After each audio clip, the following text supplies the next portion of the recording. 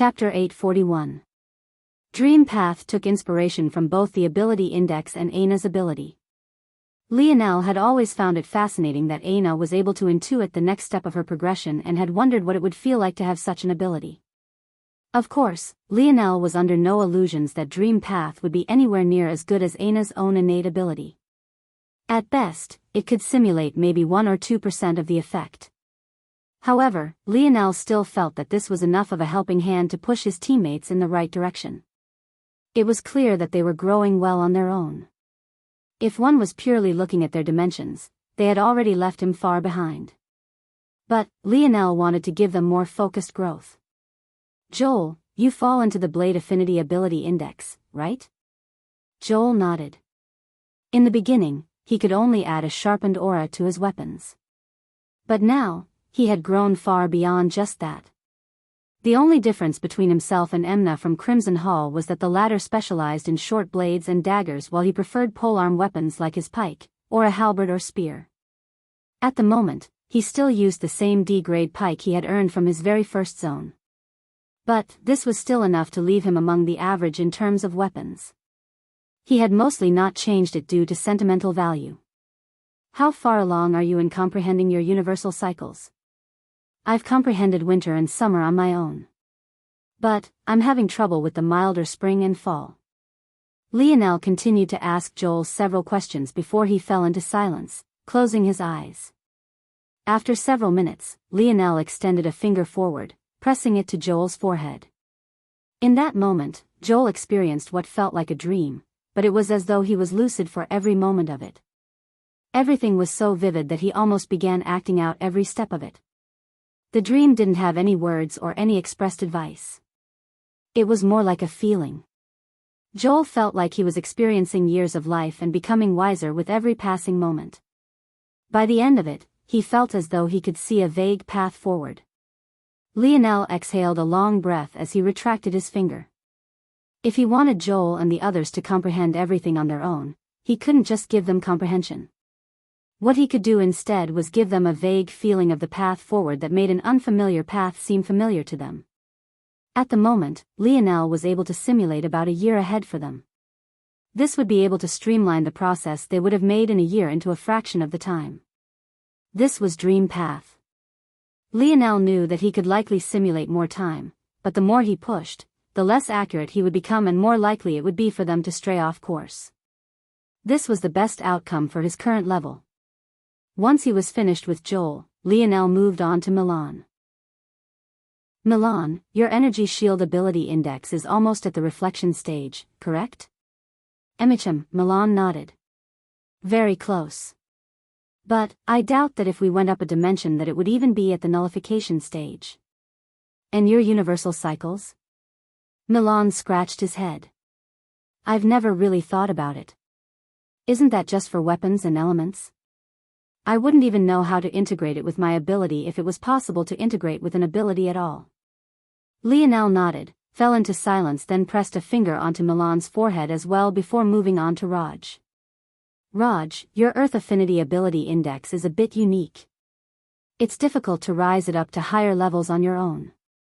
The Earth Affinity or any elemental affinity ability could be separated into multiple potential branching evolution paths. Some paths focused on volume of the element that could be moved, others focused on evolution of the element itself, say from red flames to blue flames, and still others focused on auxiliary abilities that could be produced. For example, Supreme Monet's Fire Affinity Ability Index evolved abilities that could heal her. This would fall into the third category. As for Raj, Lionel believed that his fell into the second category, the evolution of the element. This meant that Raj's strength wouldn't be in the volume of earth he could move, but rather in the quality of earth he could produce. Something like Elther's chaotic particle force would be at the highest end of what Raj could achieve.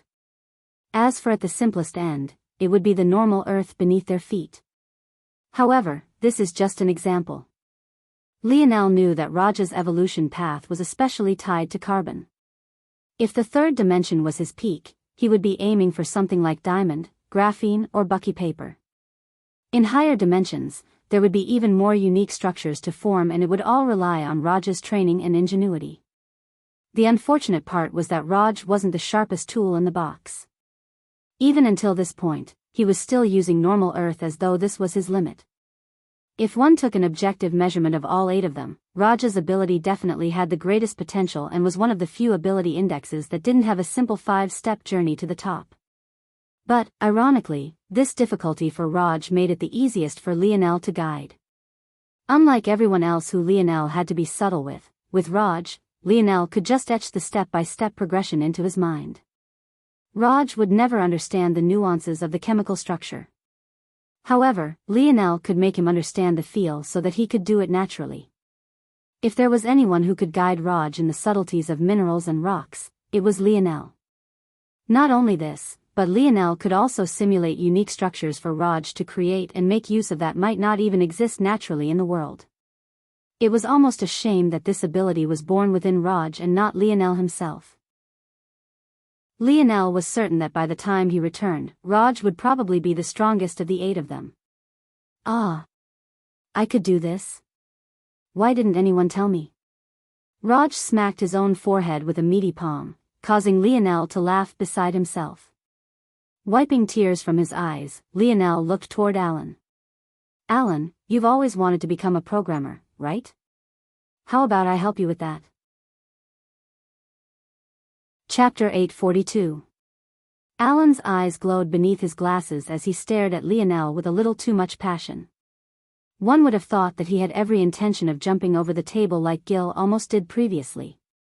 Except this time, there didn't seem to be anyone prepared to stop him. Do you have something, Cap? Everyone is so stingy. I can't find information I want at any time like we could back on Earth. Even if we couldn't take it back home, at least we had everything at school. Alan's excitement turned down into a frown. Lionel's brothers had no idea what kind of background he had, especially since Lionel hardly understood as well. Lionel didn't see the Morales or Luxnix families as backers, he rather saw them as connections he would have to take control of in the future. With how this dimensional verse worked, he was under no illusion that these families would just accept him with open arms. Since even Lionel was in a limbo, his teammates were even more so. Though Lionel was more powerful than they were and clearly more talented, there was nothing certain about his accumulation of resources. Back on Earth, as students of the 3rd-ranked academy, they had more information at their fingertips than they could consume in an entire lifetime. Though there were restrictions about taking this information off campus, that could be fixed with a single late-night stay at the library. The only reason Lionel hadn't done this and was thus ranked 3rd in his class behind both Aina and, ironically, Alan, was because he had a schedule to keep in order to return to his paradise island. The dimensional verse was the exact opposite. Anyone with information always hoarded it, and even organizations placed them behind gates that required merits or contributions to access. There was even some information that no number of merits could ever get you without an equivalent amount of status. It was clear, then, why Alan would feel so stifled. The fields that could relate to programming or coding in the dimensional verse were amongst the most gate-kept. Things like force crafting or force pill crafting, or any number of branching fields, were especially protected by their owners. It was because of this that Kayla had been taken advantage of by Jack Bianala for so long. Lionel smiled at Alan's question. Rather than answering directly, he asked a question of his own. What is your ability? I have a magnetic ability. I can apply magnetic fields to any surface. It works best on inorganic materials, but I can do it on organic materials as well, like skin. But, it functions best on my own skin. If I wanted to apply a field to someone else, it would require touch because usually my ability could be repelled by force skin if I tried to apply it from a distance. Lionel's smile widened into a grin. You were first in our class, but you can't see how useful such an ability would be? Alan pushed up his glasses. You want me to use it for something other than just making battle more convenient? Alan's use of his ability was actually quite skilled and clever. He applied his magnetic fields to surfaces to increase his speed and attack power. He could also apply them in reverse to act as a defensive barrier that could slow and sometimes even stop attacks entirely. And, in addition to that, he was working on an absolute death domain of sorts that could make use of his ability in a longer-ranged sense. It could be said that while Raj's ability had the potential to become the most powerful, Alan's intelligence and ingenuity in using his ability would likely put his above the former. Raj's thinking was simply too simple, and that couldn't be changed just because of a few tips. As far as Lionel was concerned, though, with his guidance, they'd all become that powerful. You're practically a living, breathing battery.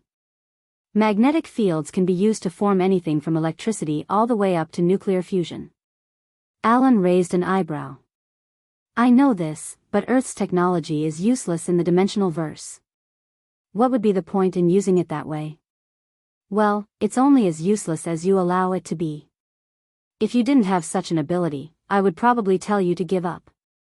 But, the fact you do makes it a different story entirely. You know what I noticed on my trip here? Lionel smiled mysteriously.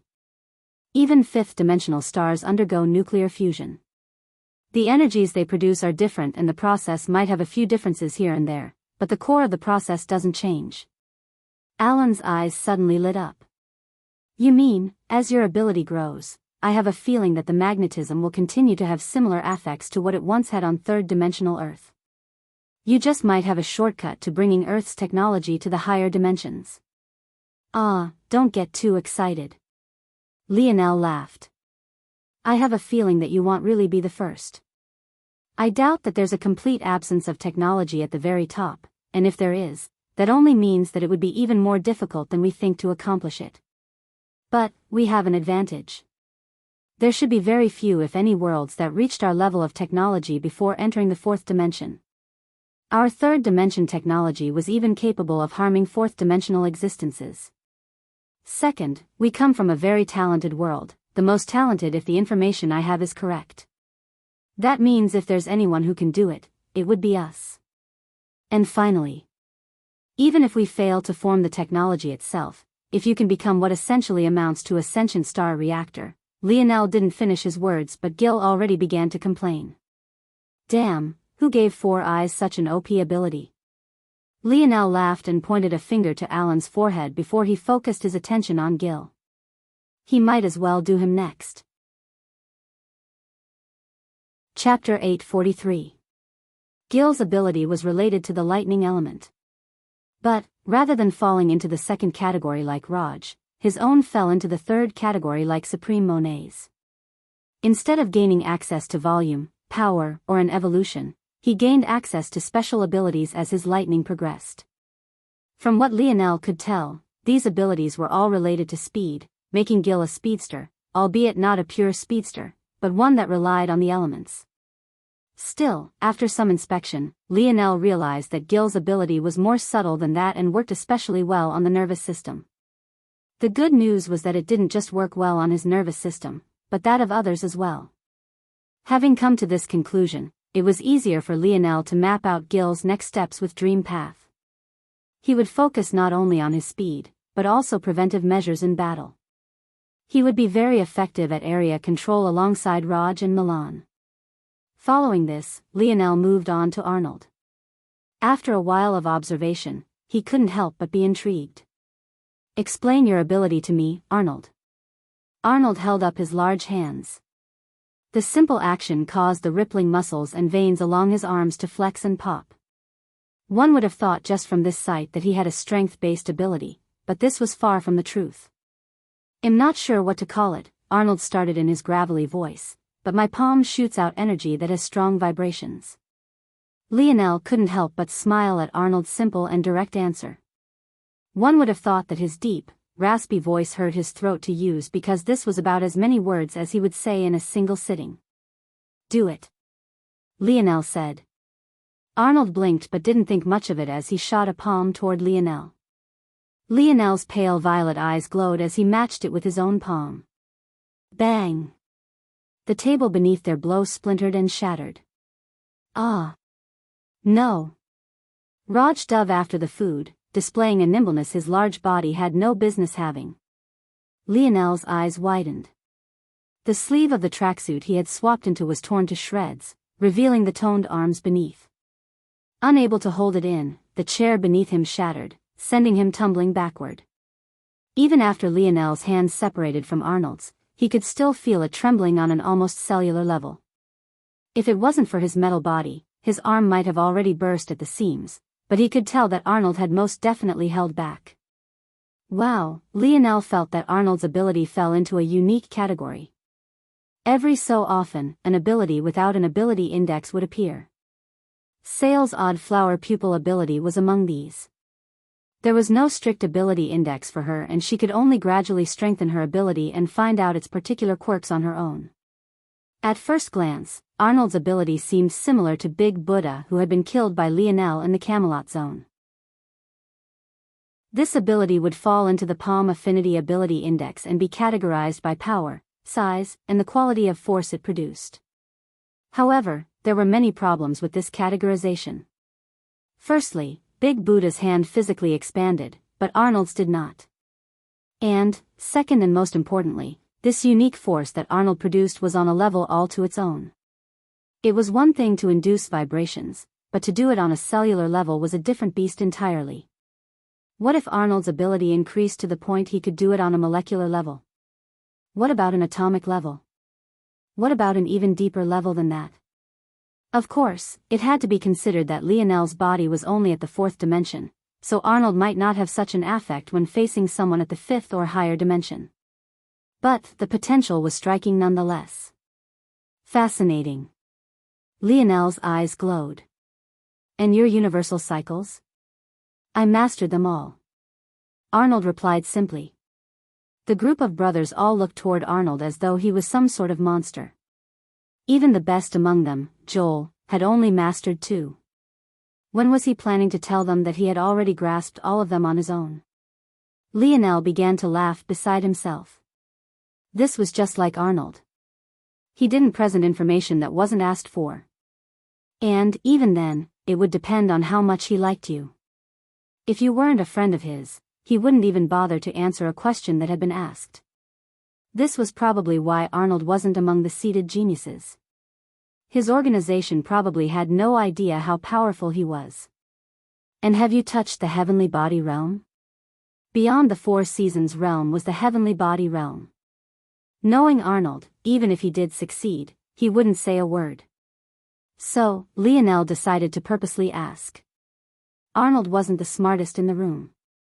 However, there was something about his straightforward and stoic personality that made him an absolute beast when it came to comprehending such arts.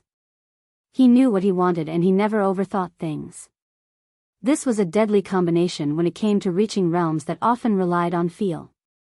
So, when Arnold gave his answer, Lionel wasn't surprised in the least. I have a small grasp of the meteor. Lionel exhaled a light breath along with everyone else. While the 4 seasons realm was split into concepts of summer, winter, spring, and fall, the heavenly body realm conceptualized 4 levels of heavenly body. The meteor, the moon, the planet, and the stars. To be within the 4th dimension and grasp the meteor through self-comprehension placed Arnold among the best in the dimensional verse in terms of universe cycle comprehension. One more thing, Arnold, Lionel continued with his eyes narrowing slightly. Did you comprehend to supplement your palms or your body? This was maybe the most important question Lionel could ask. To have comprehended it just for his palms would be impressive enough. But, if he was like Lionel and could apply universal force freely, it was a different matter entirely. Chapter 844.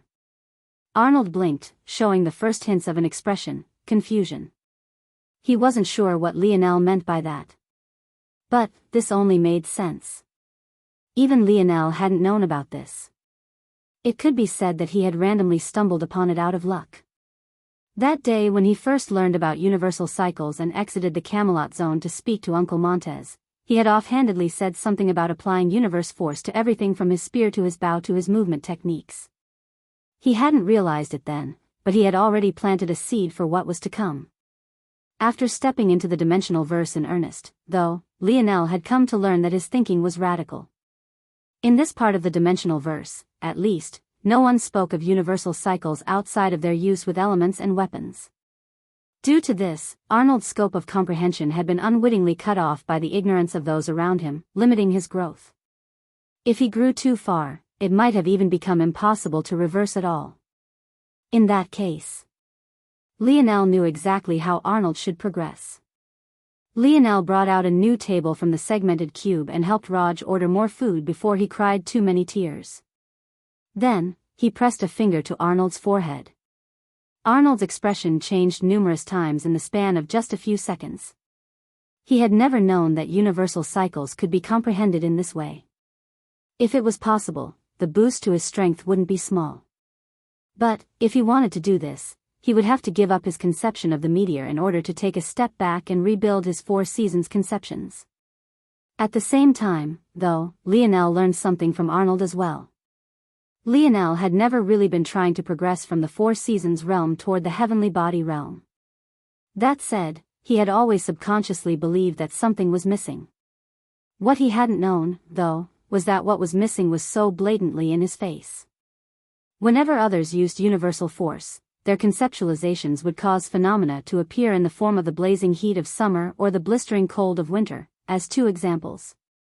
But, whenever Lionel used his own, nothing happened. Lionel had previously thought that this was because he had transcended the need to do this, but now that he thought about it, that made no sense. If the true form of the 4 seasons realm had nothing to do with the 4 seasons, then why did it even have such a name to begin with? It would be one thing if it was only known as such in this corner of the universe, but even his father's dictionary called it the 4 seasons realm, and Uncle Montez did as well. Obviously, he was missing something important. Feeling the subtle use of universal force Arnold had and even how powerful his conceptualizations were left Lionel in awe. He realized then that his universal force use might have been more powerful than others, but it was ultimately still just a shell. He was at the very beginning of a realm with endless depths and he hadn't even bothered to take a single step forward. How foolish. That fear of missing out on something important Lionel had formed 2 years ago suddenly came back in full force. He realized that he needed to be more diligent and conscientious. He couldn't allow such big holes in his comprehension to continue on for so long. Once Lionel removed his finger from Arnold's forehead, the latter suddenly smiled. Huh? Am I seeing things? Milan rubbed his head. This blockhead knows how to smile? Arnold swept a gaze over toward Milan, clearly filled with silent disdain. You want to go, meet for hands? Arnold once again didn't respond, ignoring Milan completely. It seems that it was inaccurate to say that Milan and Arnold had a rivalry similar to Franco and Gil. Milan had been losing for years and it seemed he would never turn it around. What kind of rivalry was that? Lionel chuckled and looked toward the final 2, Drake and Franco. Drake had a top-tier marksmanship ability. Unlike Double Shot, his own came with a homing ability. The marksmanship ability index was split into multiple categories. Drake, though, seemed to gain the abilities from 2, making him what was called a pure marksman. The categories were as follows for a pure marksman: sharp, lock, curve, homing, and marksman. Sharp gave one a heightened sensitivity to the environment and how it might affect a shot. Lock allowed one to tag an enemy with stronger senses than what one would have in sharp, giving one at this level a small predictive ability along with the prowess to not lose sight of an enemy within a certain range. Curve branched the senses of a marksman toward more telekinetic abilities.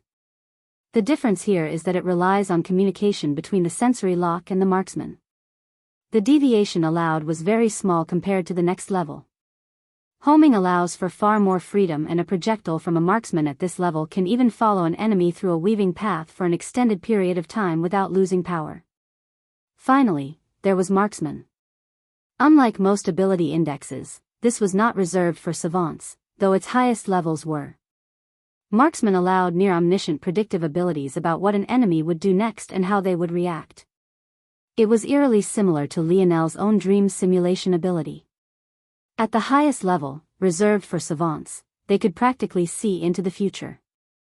At the lowest, it was possible to see a few branching paths and their probabilities. The main difference between Lionel and someone at this level was that the latter would be completely reliant on their eyes. This would not extend to their soul force. At the moment, Drake was doing quite well and had stepped into the lowest levels of homing within the 5th dimension. This was excellent for a 4th-dimensional existence and Lionel had high hopes for him. Chapter 845. Finally, there was Franco. He looked toward Lionel with anticipation, hoping that his outcome would be as great as everyone else's. His ability was quite simple, it was a pure physical boost. However, it wasn't as simple as the most common increases to strength, speed, or the like. Rather, it was a holistic upgrade in everything from his senses to his speed to his reaction time. Franco would probably benefit the most from comprehending all-encompassing universal force, but Lionel understood that such a thing couldn't be expected. There would be very few people like him and Arnold. He had to be careful with setting the bar too high, or else Franco would be the one to suffer most should he fail. Rather than doing this, Lionel tailored Franco's future path to what he loved. Franco seemed to think that the broadsword was the coolest weapon that there was, so Lionel allowed him to continue along that path. At the same time, he incorporated a mandatory daily routine for flexibility. Cap.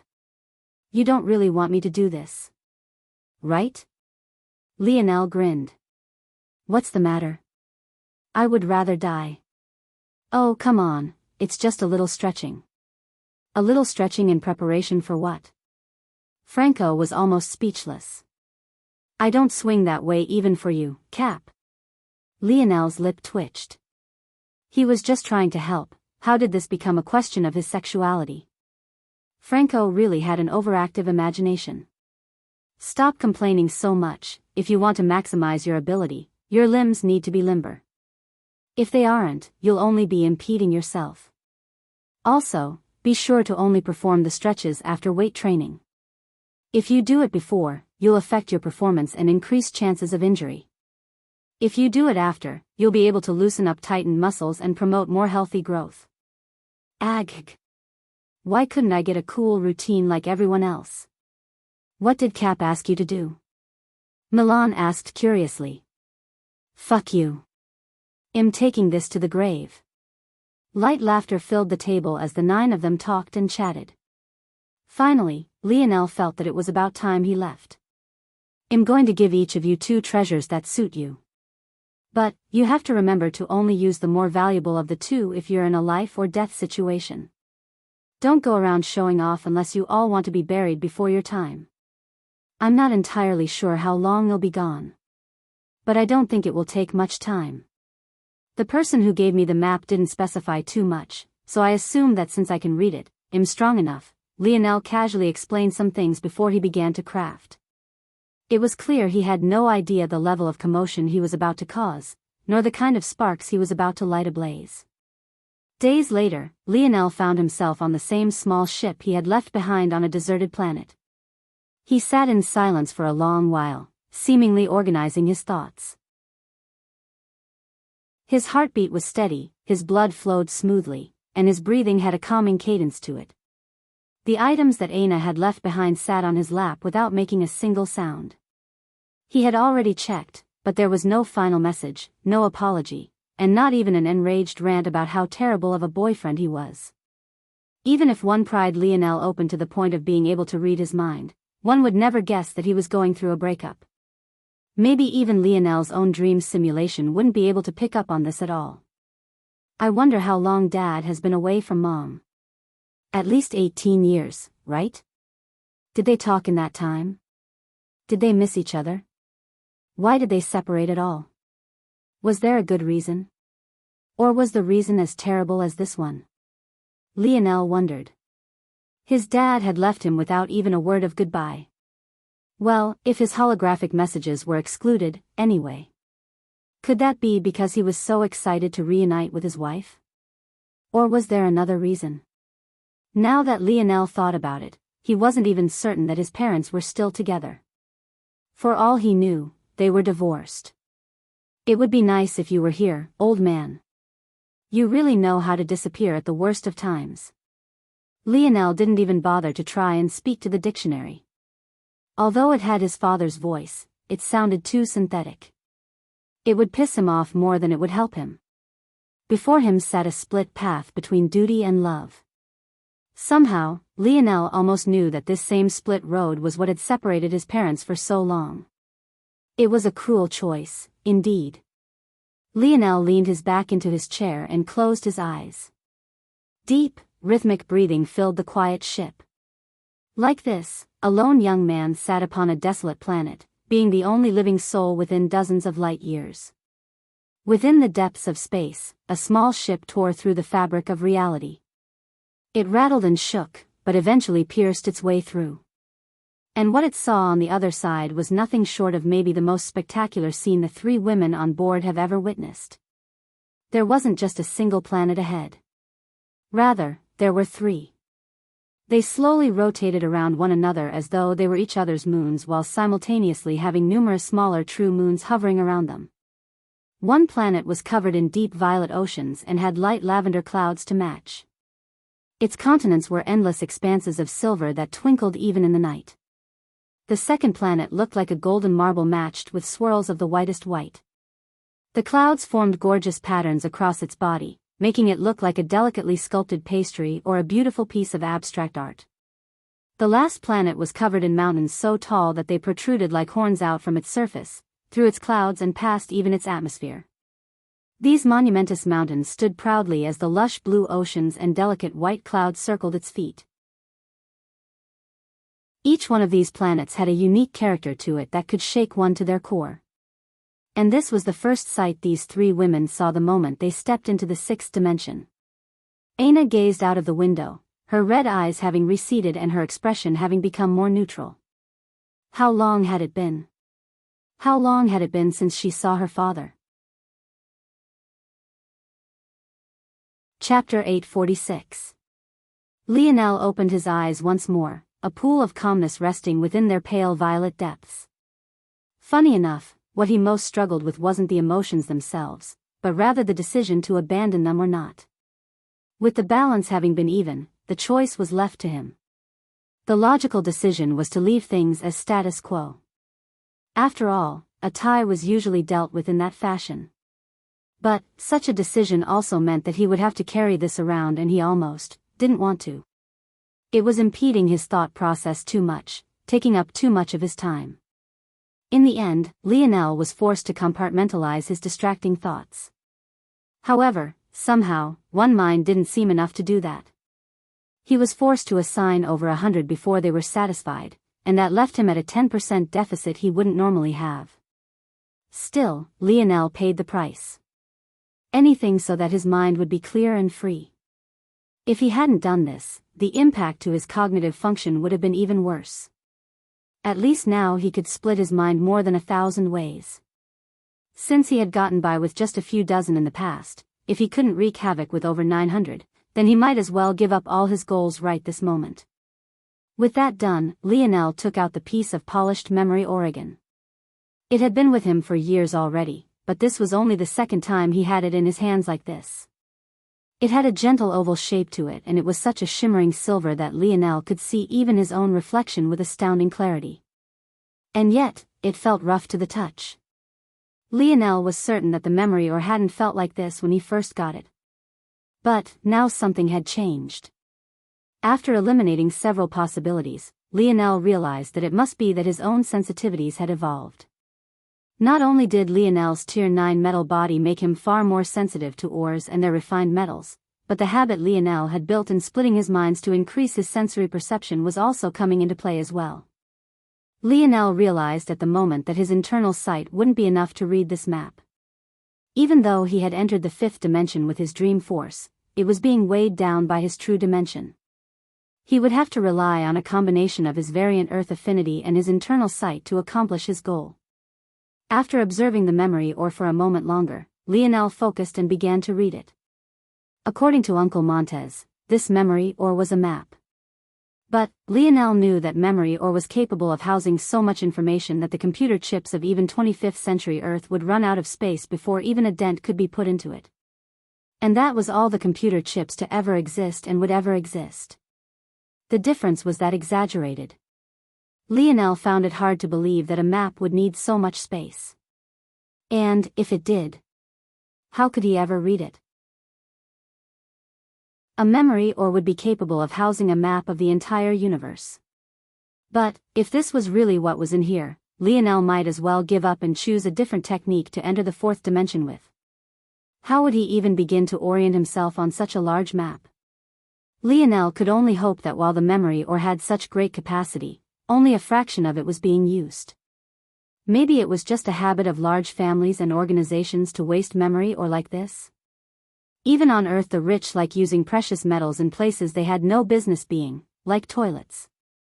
What Lionel actually found, though, left him stunned. This isn't a map. There's not even any information in here. What is this? A clue? An encryption? The image Lionel was seeing was blurry at first. One had to remember how difficult it was to use memory ores. It required an incredibly subtle use of soul force to disrupt its chemical structure. This disruption could then be decoded as a message by the next individual. The issue with this, though, was that reading a memory ore was like wading through a minefield. If you were too forceful or not careful enough, you could disrupt the chemical structure and thus destroy the information you were trying to read. Of course, Lionel's own dream force was still too weak to inspire grand changes in such a high-level ore, which was ironically why it was still possible for him to do this with little experience. However, even if he caused a small shift in a map that was meant to point to a position in the vastness of this universe, he could very well end up tens of thousands of light years off course. So, Lionel was careful. Even with how confident he was in his dream force control, he was even more careful than he had to be. He was taking no chances. The result was that by the time he could see the first layer of information, he was stonewalled by the fact it wasn't information at all. Or it wasn't exactly information just yet, more accurately. Information could be stored in the memory or at several levels. The deepest and most difficult level to read was at the near-atomic level. The easiest, though, was stored in about the size of a cell on the human, which contained about 100 trillion atoms. So, the disparity was clear. The good news was that this encryption was on the cell level, so Lionel, who had been working with things that size since he began practicing dimensional cleanse, to begin with, could see it clearly. The bad news, though, was that that was where the familiarity and ease came to a grinding halt. Still, a smile curled Lionel's lip. Chapter 847. Encryptions? Puzzles? Codified games? This was what he was best at. Lionel ignored the first layer of encryptions and sunk deeper. The first layer was on a scale of 100 trillion atoms. The second was on a scale of 10 trillion. The third was on a scale of 1 trillion and was the final layer. The interesting thing about the memory ore was that it had no blockades toward looking toward a deeper level. However, the deeper one delved, the more convoluted and difficult it would be to pick out the layers, almost as though one was trying to untangle a pair of earphone cords with a single pull. However, for Lionel, it felt like he was staring down this tangled mess of cords, his eyes flashing as he followed the snaking path of one wire at a time. I see. So if I had just stepped in and completed the first encryption layer, I would have ruined the rest of it. At best, I would end up completely off course and never find the later portions of dimensional cleanse. At worst, I would end up in some black hole somewhere and never be seen or heard from again. Lionel chuckled at his own dark humor. If there was one thing he loved to do, it was win. But, he was also a softy at heart and often took a back seat so he wouldn't hurt the feelings of others. This led to an odd imbalance where sometimes he would go all out, and sometimes he would seem as though he was just taking a leisurely stroll and couldn't be bothered with the outcome. But, single-player games like this one were different. There was no one to hurt the feelings of here. It was him versus a puzzle some old man had probably had a lot of fun putting together. So, for a moment, he forgot about all his worries.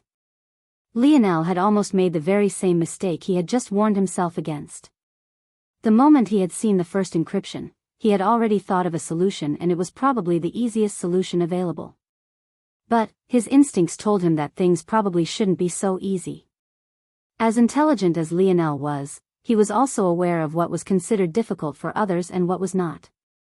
This perspective was incredibly important, especially if he wanted to be a king. He couldn't just simply assign people impossible tasks because he thought they were easy enough to complete. Luckily, Lionel had good EQ and an objective, almost too systematic, view of the world to pair with it. That first solution was something everyone but Raj would be able to think of within the first 10 minutes of seeing it. And even Raj might be able to fumble his way through in about 5 more minutes as long as he didn't give up. Simply put, the solution was too easy. So, Lionel grew suspicious and looked deeper. As expected, it was a layered puzzle. Shifts in the first layer impacts the next and subsequent layers. But this made perfect sense. The memory ore was a whole and solid piece. It had a chemical structure that was entirely interdependent. Of course, a change at the beginning would impact the rest. The irony of it all was that if Lionel went with the first solution, the second layer would untangle in a way that made it even easier to solve. And, should he go with the first solution he thought of for the second layer, the third layer would follow the same pattern. But, if Lionel then followed suit and completed the first solution for the third layer, the second layer would deform into a more complex form. And if he solved the second layer again, the same would happen to the first. It would result in a cycle of ever-increasing complexity without end. The good news about accidentally following this path was that, as far as Lionel could tell, it was possible to undo it by backtracking. But the bad news was that backtracking couldn't be done by simply doing the reverse of what you had done. Lionel placed down the memory ore on his lap and entered his dream world. With a thought, a replica of the first 3 layers formed. The first thing he did was begin to count the number of solutions for the first layer. But, after he got to 10,000, his lip couldn't help but continuously twitch. Not only did each subsequent solution become harder to find, but Lionel had a feeling that there truly were an infinite number. If he tried to count them out and choose the best, he would be here for a lifetime. What a clever puzzle. The 3 layers floated in space almost like a chemical model made of sticks and balls. Every shift, even if it was just in one, interrupted everything else, making the task especially daunting. At that moment, Lionel's eyes glowed. Every shift interrupts everything else. In that case, why bother starting with the first layer? No, more accurately, there's no obligation to start there. If Lionel looked at each layer individually, they all seemed to have countless solutions. For every solution he thought of for the first layer, he would proceed to the second layer to count its solutions, and then do the same for the third. The result was what felt like an overload of information.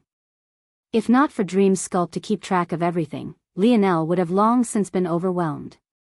However, what would happen if he ignored the first layer and started with the others instead? Interesting.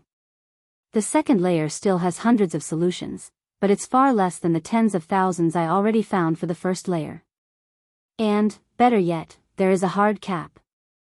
If I ignore the first 2 layers and start with the third, there are just a few dozen solutions. And, once again, there's a hard cap. Lionel's eyes glowed, calculations spinning about in his mind at an ungodly speed. There it is. The real solution. Lionel's eyes flashed open, his dream force surging into the memory Oregon. Chapter 848. The moment things clicked into place, Lionel felt that the rough surface of the memory ore had suddenly become smooth once again. He smiled lightly, knowing that he had come to the right conclusion. Now that Lionel thought about it, he probably could have asked the dictionary to do it all for him.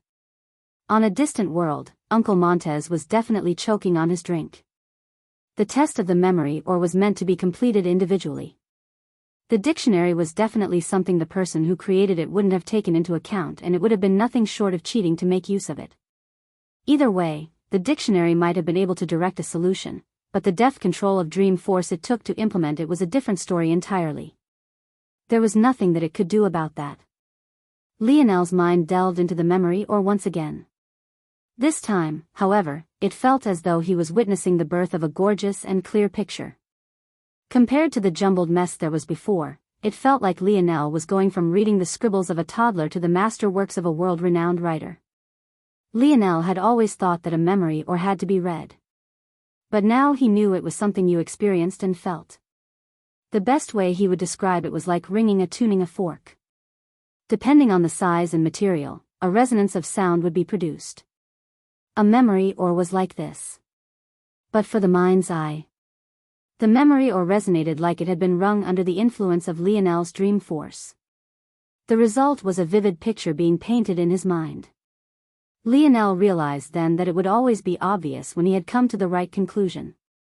Only this conclusion could make the memory ore sing like this. Suddenly, Lionel didn't just have a location in mind, but he could feel it. What was most astonishing, though, was that he didn't get the chance to go toward that location. He couldn't even react before the sparse force around him began to resonate along with the memory ore, and Lionel's eyes hardly had time to widen before all the force on the small, desolate planet he was on whooshed toward him. A massive dust storm of red-brown sand, dirt and rock was formed. From above, it looked as though the small planet was forming an eye of its own all around a tiny spaceship barely 2 meters in length. Then, it all vanished. When the dust storm cleared, there was nothing but a small crater left. As for Lionel, he was nowhere to be seen.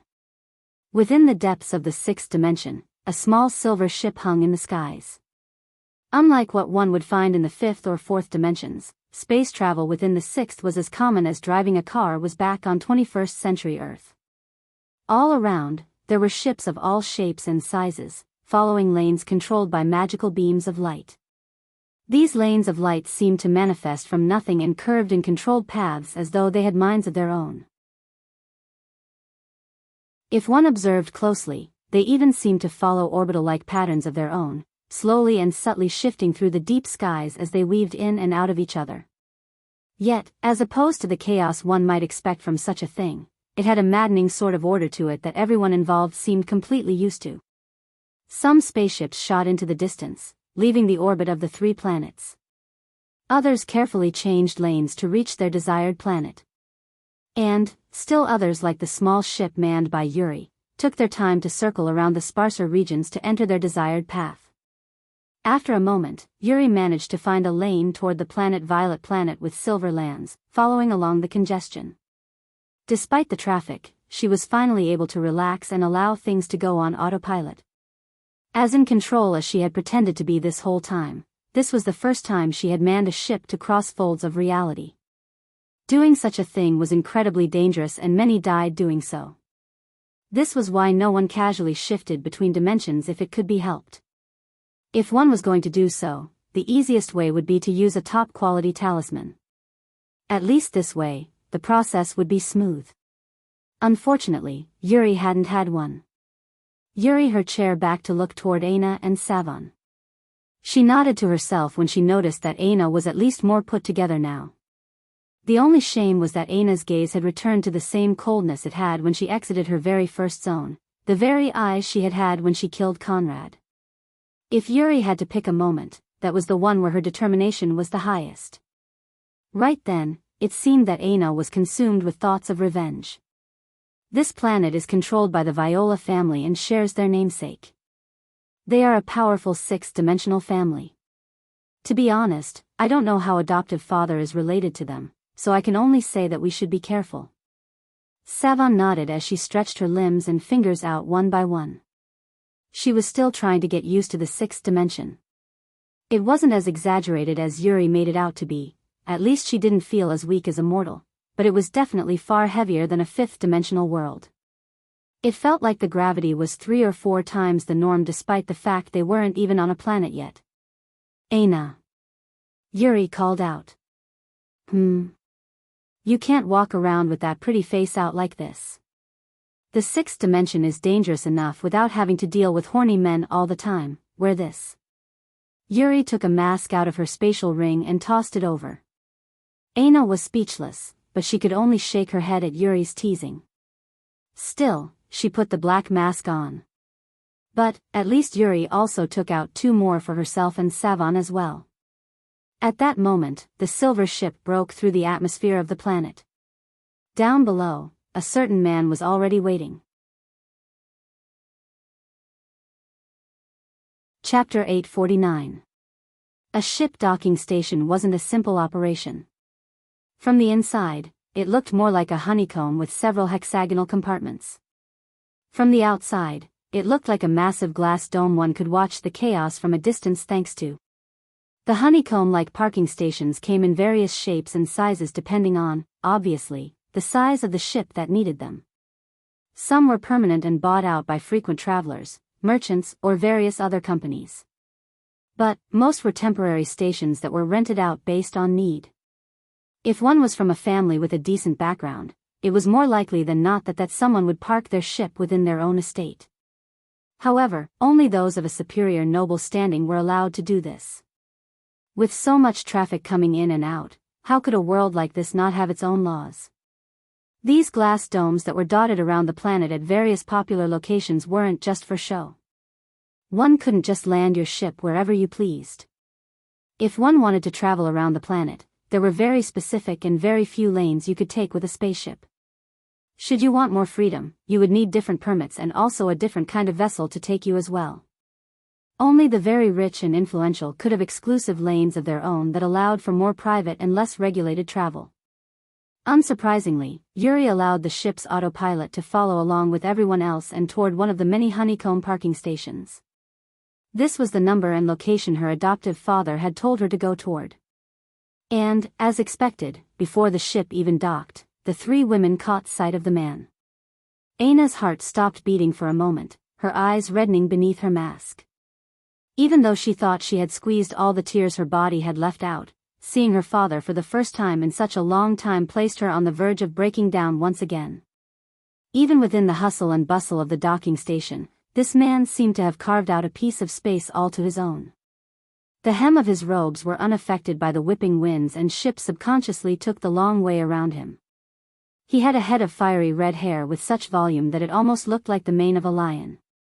It was only accented all the more by his full face of crimson facial hair. He had a back as broad as a bear's and a chest as wide as a gorilla's. He stood at over 7 feet tall, and yet it didn't seem out of place or awkward. He filled out his frame with power and strength that made the wind around him slow by several measures. His pair of ruby-red eyes almost seemed lazy. But given the rest of his appearance, it was like he was giving the world a chance to breathe. If even they had been sharp. Maybe the whole of the docking station would have been frozen in place, unable to go about their day with any sort of ease. However, what Aina saw wasn't the scary sort of projection, or a stifling, grueling portrayal of what a man could be. She just saw her father. She leapt out from the spaceship before it could even settle down. When Lionel's vision cleared, he found himself still in his small ship, but the surroundings felt completely different. What, were memory ores meant to be capable of teleporting individuals? From Lionel's understanding, the answer to that question was no. But, if he thought about it a step further than this. Maybe. The resonance of the memory ore when it entered that perfect state was quite resounding. What was a force art if not resonance of energy? Force arts use various languages written with force in order to induce specific and practiced reactions in the world at large.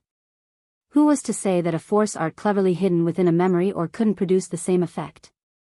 In fact, in order to draw more permanent force arts like Lionel did when he created treasures, didn't he have to use precious ores and materials? What was a memory or if not a precious material? In fact, using it to draw in force to accomplish this feat may very well have been overkill. May have been, anyway. Lionel wasn't certain if it was because he had no idea where he was. What he did know, though, was that this was the heaviest pressure he had ever experienced. Even when Lionel entered a fifth-dimensional world as a third-dimensional existence, it had felt no different from a spring breeze. But, the moment his body became aware that it had reappeared in wherever this place was, he had actually had trouble breathing for a moment. Unlike other ships, Lionel's didn't have windows. He had built it with speed, escape and defense in mind, so how could he leave such an obvious weakness? He had instead used his internal sight and the dictionary to make up for this deficiency. But at the moment, that choice left him blind for the first few seconds he had spent in this mysterious place. Taking a deep breath, Lionel steeled himself. He couldn't just stay in here forever, right? Somewhere deep inside, he felt like he needed to see what was out there with his own 2 eyes. His instinct told him that this was a feeling that had to be experienced in the rawest of forms. The hatch slowly opened, the compressed air sizzling out in a low, drawn-out steam. Lionel couldn't help but take a breath when he saw what was before him. It was a road. However, this road was formed of sparkling, white motes of light and extended toward what felt like infinity. It was about 10 meters in width and was surrounded by nothing but endless darkness. Lionel didn't need to be a genius to know that if he took one step off, his life would be forfeit. In the far-off distance, a blue star hovered in silence. It was maybe the most gorgeous blue Lionel had ever seen.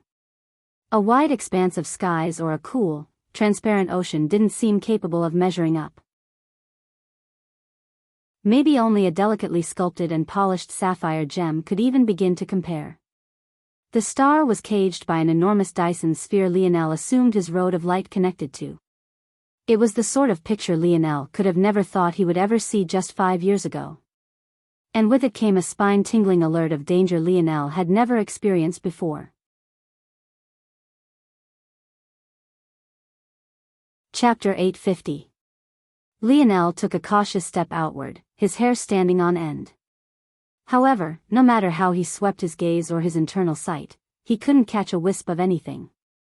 As far as he could tell, there really was nothing but a single expansive road headed toward that beautiful blue star surrounded by a cage of rotating silver.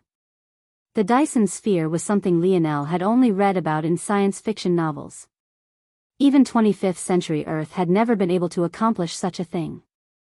According to a scientist by the name of Kardashev, civilizations could be separated in strength by their energy resources. At the lowest Type 1 level, a civilization could be capable of making perfect usage of nuclear fusion, the energy of the stars.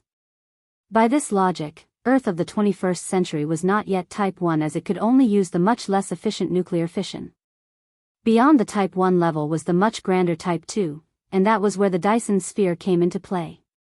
Such a civilization would be able to harness the energy of their star or stars with the use of the cage Lionel was seeing right this very moment. A Dyson sphere was a spherical cage that could wrap around an entire star to gather its energy. This particular Dyson sphere was constructed of numerous silver rings spinning about one another like the rings of a planet. It was a truly fantastical scene. Of course, as a young man born in the 25th century, old enough to witness the metamorphosis, Lionel now knew that while Kardashev's ideas were quite good, they were ultimately wrong because he had no way of knowing about the evolution of dimensions. Earth never got the chance to progress beyond Type 1. And, at the same time, Type 3 civilizations beyond Type 2 might not be necessary considering the ever-increasing strength of stars as they progressed through the dimensions. This was all to say that a world capable of harnessing a fourth-dimensional star's power would likely be more powerful than even the Type 4, V, or beyond civilizations that Earth had posited. This painted a perfect picture for why Lionel was so stunned. After all, he was seeing something that he had only ever witnessed in fictional novels and movies right in front of him. But, none of this explained why his hair was standing on end or why his foot had stopped halfway down from stepping out of his space shuttle. Lionel took deep breaths. Rather than pushing himself forward, he pulled his foot back. He had a feeling that the moment he stepped down, an event would begin that he would have no chance of stopping until he walked to the very end. In the past 2 years, Lionel had managed to master every quasi-bronze and below spear within spear domain. It could be said that his comprehension of the spear had reached a godly level amongst those at the 4th dimension and even experts at the 5th. The only shame was that his ability had also grown so powerful that when he fought, he rarely if ever had to lean on this skill at all.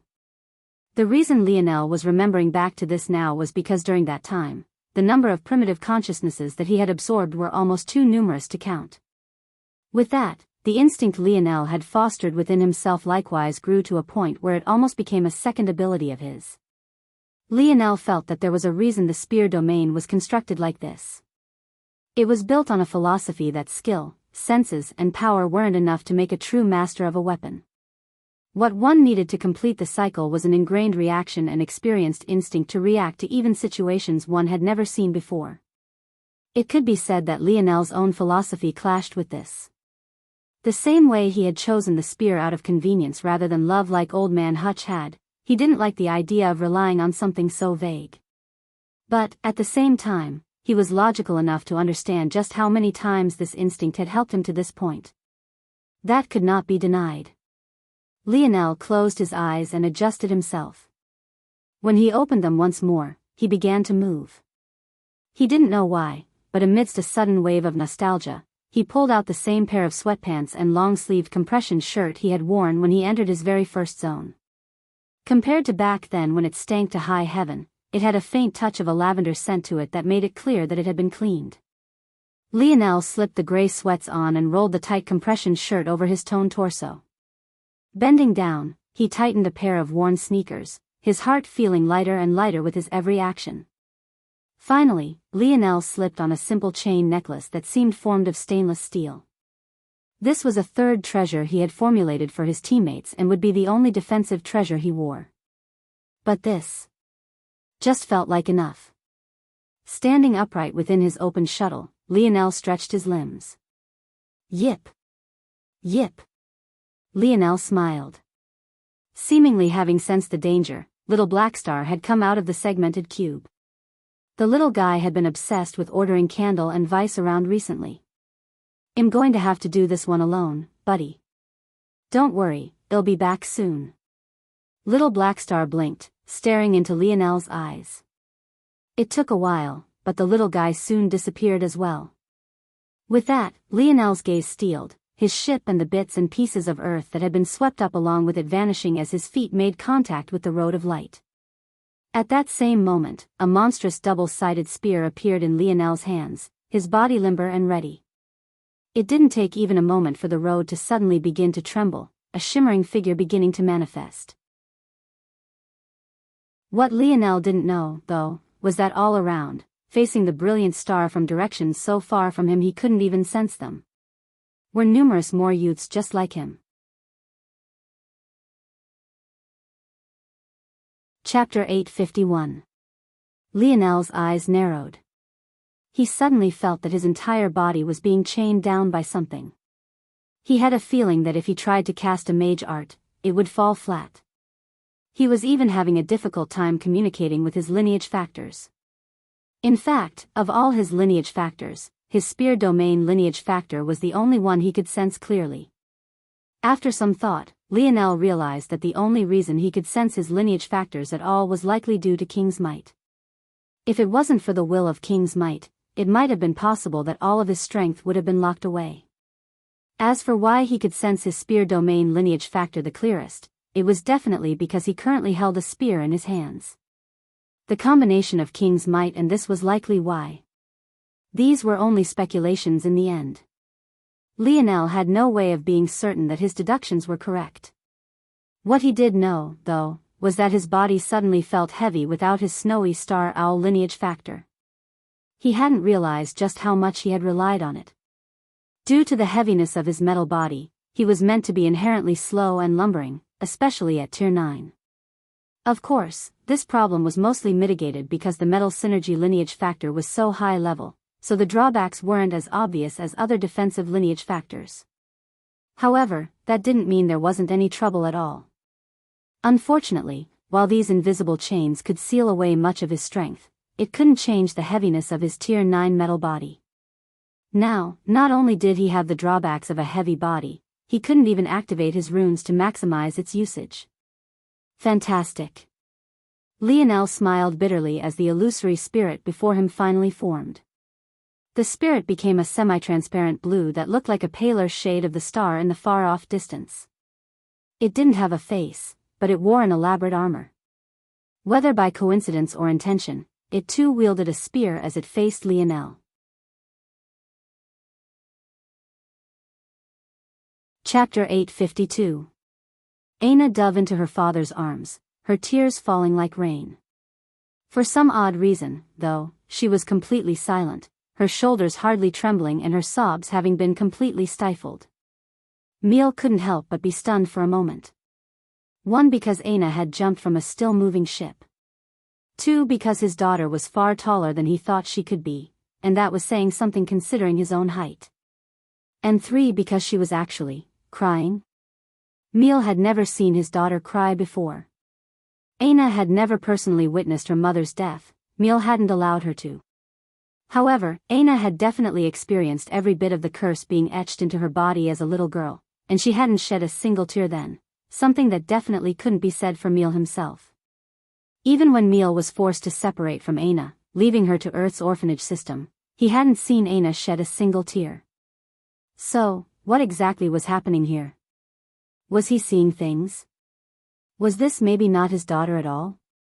But with his demeanor and presence, who else would ignore it all just to hug him if not for his daughter? What Miel didn't know was that it wasn't that his daughter had never cried. It was just that she had never cried in his presence.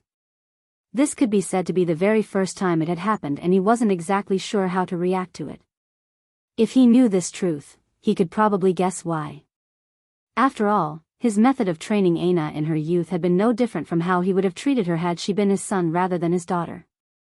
If he was honest, had Aina come sniveling and crying to him when she was 5 years old, it would have been more likely for her to receive a reprimanding as opposed to any sort of care and attention. If there was anything of the sort in Aina's life, it had only come from her mother, who had long since passed. Chapter 853. Lionel released a steam-laden breath. He slipped his back foot further backward, anchoring himself with power, strength and leverage as he pierced forward. The moment he released the attack, he knew that his trajectory was off. This wasn't because he had aimed incorrectly, but rather because the spirits were becoming smarter and more skilled. It was maybe the world's greatest irony that on the day Lionel faced the most spearmen he had in his lifetime, that his spear domain heirloom, which was supposedly invincible against them, had become completely useless. Of course, he knew that this was likely because these were energy spears rather than real, tangible ones. But that didn't mean he didn't feel aggrieved. Lionel knew that it was too late to change his spear's path. Shifting his momentum had been easy in the past, but his current self was too slow and lacking in agility. His mind spun through several calculations before he made a choice. His bodus momentum continued forward while falling slightly to the side. The anchor that had been his feet wavered, weakening his strike. But he also managed to just barely survive with just a graze to his shoulder. He used his fall to turn his pierce into a downward sweeping motion, raking his spear across the chest of the spirit. Chapter 854. Lionel took deep breaths, pushing himself up the rest of the way. If this most recent thought of his was correct, that would mean that the creator of Dimensional Cleanse, or at least whoever it was that set up this competition, did in fact want him to use his mind over the raw strength of his body. It was just that now, rather than applying it to puzzles, he or she wanted it applied in battle.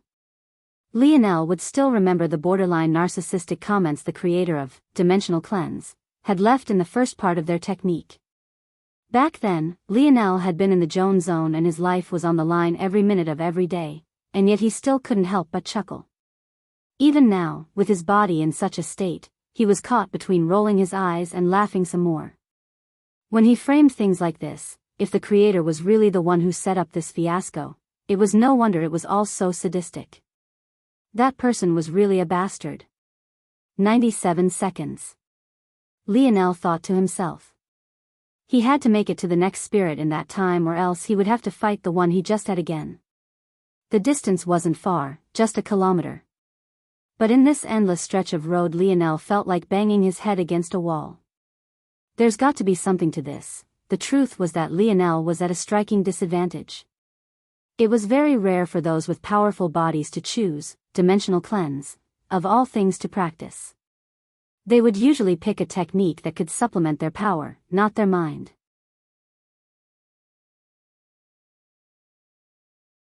Chapter 855. Lionel's Dream Force acted. Thanks to his Dream Force having fused with his 3-star constitution, it wasn't restricted by the laws of this place. This thought led one of Lionel's split minds to explore the possibility of fusing other forces with his stars, but it was quickly dismissed. It had required a very special set of circumstances to allow for this. Lionel soon ran into another problem, though. He had never constructed any star elemental mage arts. It took a second of his time left, more than he had even spent to deduce things to this level, to reformulate a simple arrow spell to be formed with a star elemental foundation. The moment the mage art was complete, to Lionel's pleasant surprise, an arrow of sparkling star force radiating a pure silverish white appeared.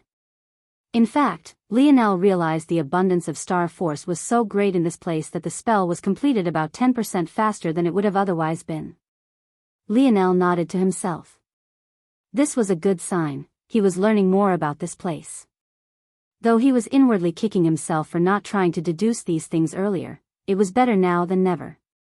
To Lionel, 97 seconds with his thinking speed and split minds might as well have been days.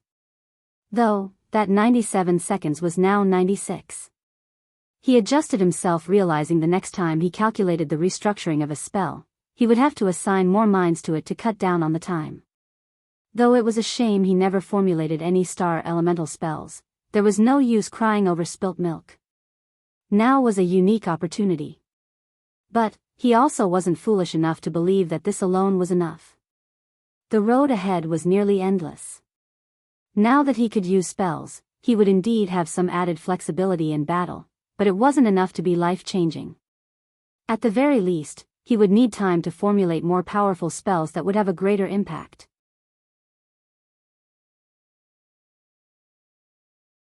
Chapter 856.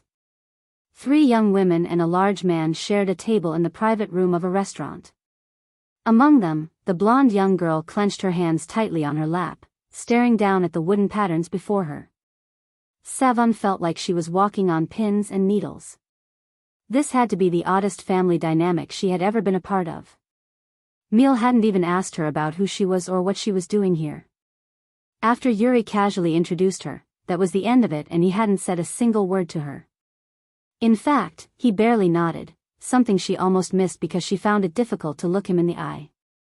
The father was expressionless. The daughter was expressionless. The adoptive daughter was expressionless. This sort of family almost made her thankful that her own didn't have to step into the oddity of this world. Even if she had to be alone because of it, at least she and them would never reach a point where this was how they interacted. Finally, a waitress came into with large amounts of food.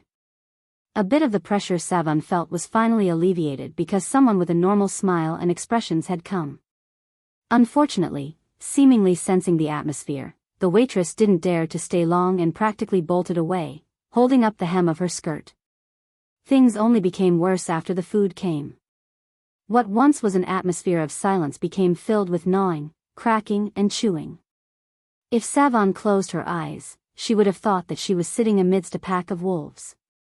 To Savon's right, Yuri elegantly cut apart her food with a fork and knife. However, across from her, the father and daughter pair seemed to be fighting to the death.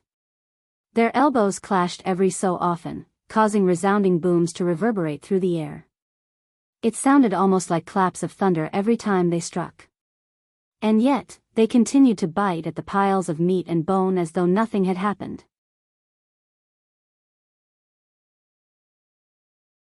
Chapter 857. On one hand, there was Lionel's ability. As powerful as his lineage factors were, he still felt that it carried much of the burden for how he had made it this far. On the other, there was his spear domain lineage factor. It had been mostly neglected, but now it was practically his only path toward salvation. As powerful as his king's might lineage factor had the potential to be, not only did Lionel not have enough subordinates to scale it properly, it was ultimately just a supplement to strength he already had. This led him right back to his spear domain lineage factor. Lionel's brows furrowed as the time continued to tick by. It was an impossible question. It had taken him fractions of a second to think to this point. The moment he came up to this blockage, time seemed to flow like water, and its speed was only getting faster.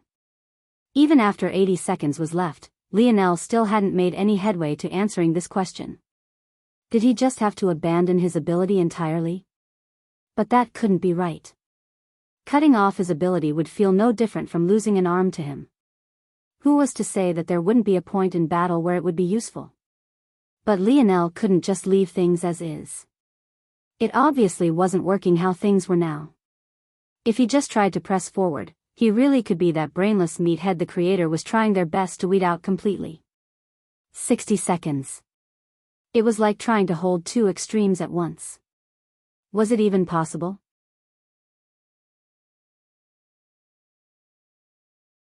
Chapter 858. The memory suddenly hit Lionel like a ton of bricks.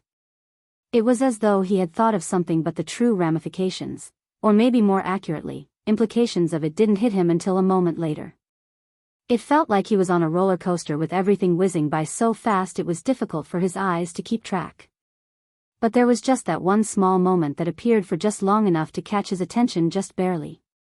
That day. That was the first and one of the only times Lionel had ever allowed one of the consciousnesses to take over his body. It had given him combat prowess far beyond his means at that time. Ultimately, though, what he had done that day was out of necessity rather than desire. After all, he had only just stepped out of his second zone and hadn't even really understood what it meant to wield a spear. It also had to be remembered that he had had the spear domain heirloom for all of a few minutes at that point, so he wasn't even really sure what he was getting himself into. However, what was especially memorable and important about that time was the fact that the primitive consciousness hadn't snatched his body away forcefully. In fact, Lionel was able to take his mind back as he pleased. He never truly felt that he wasn't in control. Lionel wasn't sure if this was how things were supposed to have gone or if he had been meant to struggle to keep his mind safe, but all of that was irrelevant. The fact that he was so clearly unaffected was a very good thing.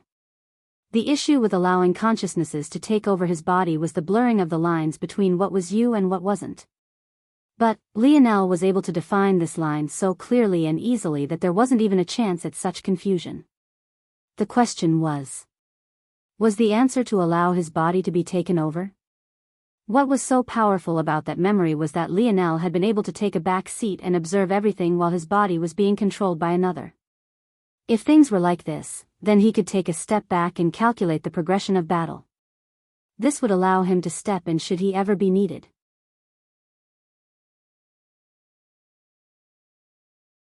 Chapter 859. The blade of red energy looked no different from a real blade. It shook the surrounding air, sparkling with a translucent sheen that emitted a grandiose power. However, its majesty was overwhelmed by the ever-growing sound of blades clanging against one another. A strong force whipped about Lionel, forming into a growing dome of strength that enveloped him and eventually even the spirit before him. What did it mean to have a spear domain lineage factor? All this time, Lionel had focused too much on the spear aspect. However, it was precisely due to this that he had ended up neglecting one of the most powerful cards in his hand. It was like a clash of memories was finally coming together into one, forming a full picture that Lionel had completely missed until now. That day his consciousness was taken over. That day he mastered the primitive consciousness for the first time. That day he touched upon the true form of universal force, causing him to step upon the king's path. That day he finally realized that he was truly meant to be a king. What was a domain? What was the spear domain lineage factor? An indifferent light reflected in Lionel's gaze. He took a step forward, his spear spinning in his hand, following an elegant arc.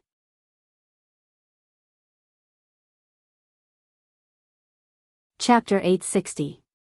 The young man's sword slightly twisted in his hand, the flat of its blade catching the blue rays of sun coming from the distance and sparkling with a translucent sheen. He wasn't sure why it was he had looked in that direction, it was just the feeling of something familiar. As for what it was, he had no idea. Curious. His robes fluttered, his steps seemingly slow but his true pace being at tens of meters a second. He seemed to effortlessly glide forward. His sword vibrated in his hands continuously, almost eager to the point of flying out of his hand. Haha. He could no longer hold back his grin. It's been a long while since I, the sword deity, has met something that made my blade thirst. Sword deity was, of course, not his name. In fact, it wasn't even close. The truth was that even others hadn't given him this name like one might expect, he had named himself. If one went even deeper to the true root of the matter, no one even knew of him. After the humor of it all faded away, those who understood how the strongest powers of the dimensional verse worked would sink into their own solemn expressions, looking toward this young man with arrogance that could poke a hole in the skies with the utmost seriousness.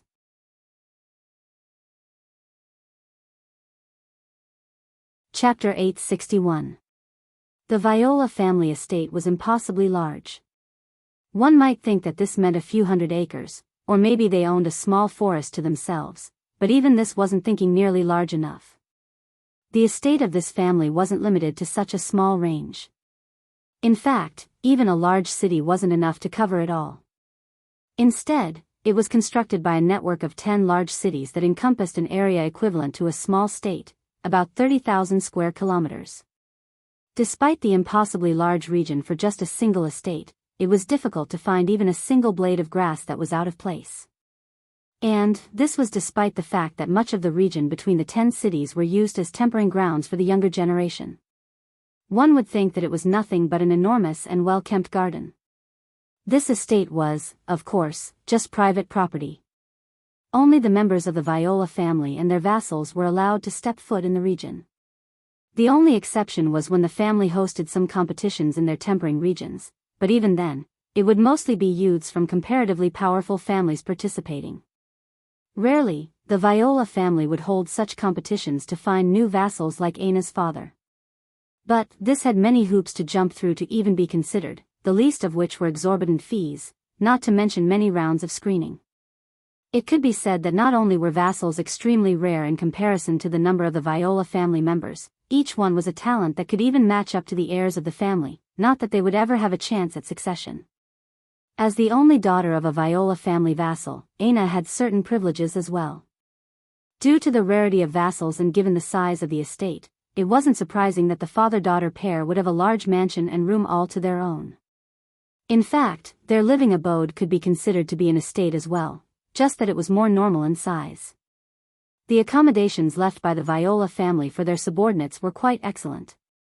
Most vassals who managed to succeed would move their entire families over to subordinate themselves to the Viola family, so Emil had enough room to accommodate thousands of people. But there was usually no one but himself.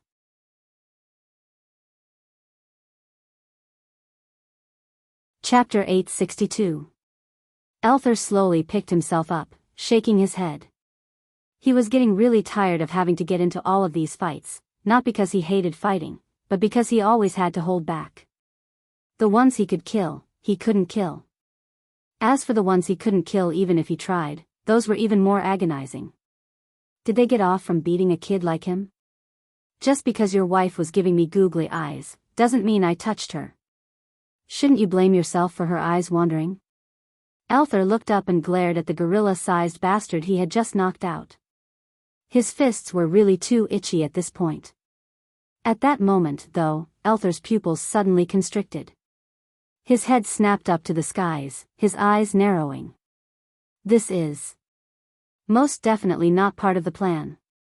Elthar mumbled to himself. The Oryx community, despite their advancements toward the importance of the mind in conjunction with the body, was still quite primitive.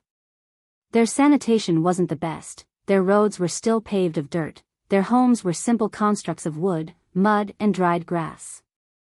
They were ultimately still living in a time countless centuries behind everyone else. One of the tasks Elthar was left with by Lionel was to improve this. However, the method in which he did so was also important.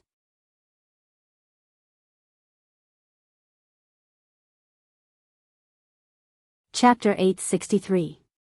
Lionel had no idea what was going on so far away from himself. It was true that he had never considered the possibility that someone would try to form diplomatic relations with the Oryx, but this was mostly because of how unlikely that it was. The Oryx were not human. This was maybe the most important reason. Though racism wasn't very prevalent amongst humans any longer, at least not in Lionel's experience, that was only because it was replaced by another sort of race war, one between species. Unfortunately, no matter where you were, racism was an almost inevitable part of life. There was nothing people liked to do more than participate in tribalism. The grotesque part of it all was that it was rooted in good. People had the inherent want to be connected and feel connected to one another. It was just unfortunate that this good was often twisted and contorted into what Lionel believed to be the ugliest thing in the world. What better way to feel more connected to those around you than to exclude the others? If everyone was connected, was anyone connected at all? It was these kind of thoughts that had always pervaded the psyche of the dimensional verse, and it manifested in the form of race wars all too often. It could be said that the only reason Earth had weeded out racism was because of its hands-on approach. the Ascension Empire fused the continents into one. A monolithic culture was formed. There were no large swaths of communities where only a single type of face could be seen. Of course, Earth still had its own in-groups and out-groups, that being the people who could call the surface home and those that could not. But they had still made great leaps and bounds in that direction, and it was about the only thing Lionel respected about his grandfather's empire. However, outside of Earth, these things couldn't be said to be the same.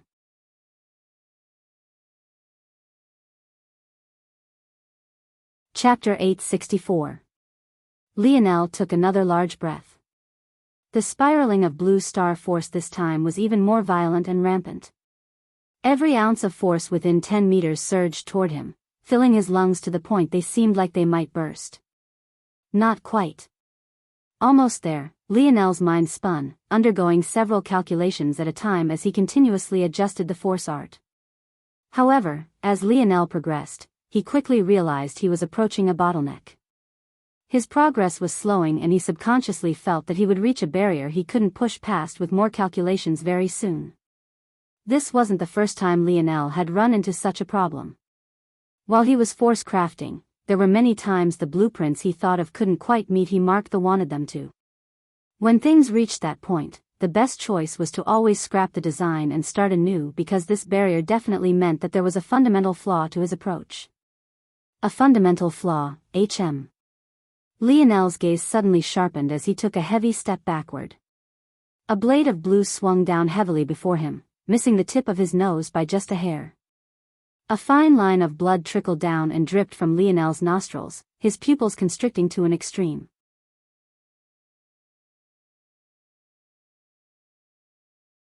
Chapter 865. Lionel felt his body surging toward a barrier with such momentum that even he, himself, couldn't stop it even if he chose to. Lionel believed that he had understood the purpose of this trial. Maybe it wasn't that this was a puzzle at all, and maybe there wasn't the reward of the remaining portions of dimensional cleanse waiting at the end for him. What if the entire purpose of this road was to comprehend the next step of dimensional cleanse, yourself?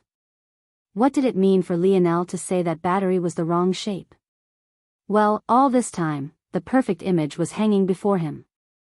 He continuously tried to use the blue star force as though it was normal air he could breathe in, before then trying to adjust it to function like oxygen would. But, was that the right way to do things? Then there was the blue star force that fused into his body and kept making him heavier. Why did it feel like the process was eerily similar to what one experienced when entering the fourth dimension? Wasn't that the dimensional realm one spent time tempering their bodies and drawing more nodal pathways? On top of that, there was the fact that Lionel felt he was using the blue star force all wrong. He felt that if he wanted to get the most out of it, taking star force from the surroundings and directly applying it to himself was the wrong method. If he wanted to flip the table and approach this from a completely different angle, then he believed that the best course of action to take would be to accept the star force into his body, convert it into the form he needed, and only then would he apply it to himself. But this process, how was it any different from his 3-star constitution?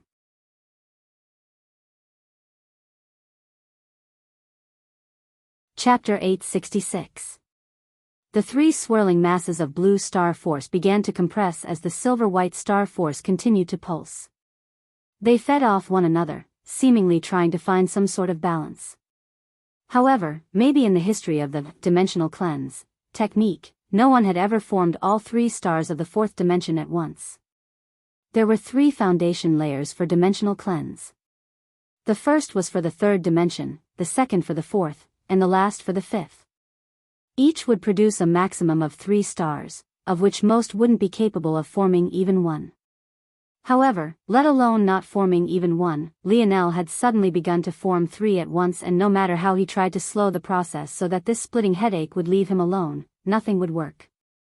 The truth of the matter was that Lionel's body had been ready to spill over to the next dimension for too long now. Not to mention the fact he had one parent who was bestowed the complete world spirit of a world with 8th dimension potential on one hand, on the other he had a parent born from a 7th dimensional world that had birthed a clan with a lineage factor with 8th dimensional potential as well. The fact he had remained in the 3rd dimension for so long, all while spreading his limits thin through his metal body and his dream force, was almost a form of blaspheming.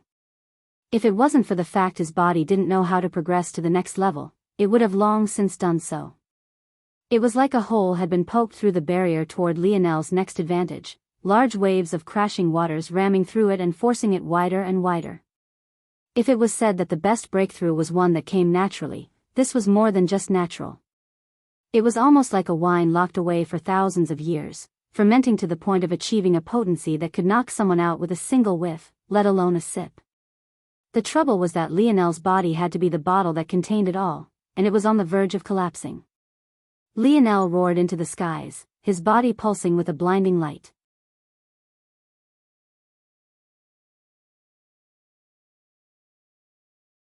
Chapter 867. Lionel's body, which had been lifted from the Star Road, fell back down heavily upon it. He landed on his feet, but his face was obstructed by the sheer length of his light violet hair. It covered his body and his face, cascading for hundreds of meters as though it had a mind of its own. Lionel exhaled a breath. Even from beneath his endless pile of hair, the billowing steam made its presence known. Lionel's long hair blew out of the way, revealing a body that put even Hephaestus to shame. Despite the fact Lionel had never been as obsessed with training his body as Hephaestus was, it seemed that his breakthrough had reformed his image into something the Romans would have carved out from white stone. From top to bottom, Lionel was covered in a sheen of colorless sweat that still pumped out what remained of his Bodis impurities. However, by this point, his body had grown so pure that even his sweat itself released a refreshing aura, smelling like a faint cinnamon with just the slightest touch of honey. The fibers of his muscles could be seen from beneath his skin, their steel cord-like construction wiggling about and following the contours of his tan. His abs seemed to have one too many pairs for a normal human, and large veins pumped throughout his body, giving him a vascularity that put most bodybuilders to shame. And yet, he was a lean, explosive machine, even down to his defined quads and calves of his legs. Lionel knew that this must be the result of his metal body. He had never had such defined muscles in his life despite the fact he had always been fit.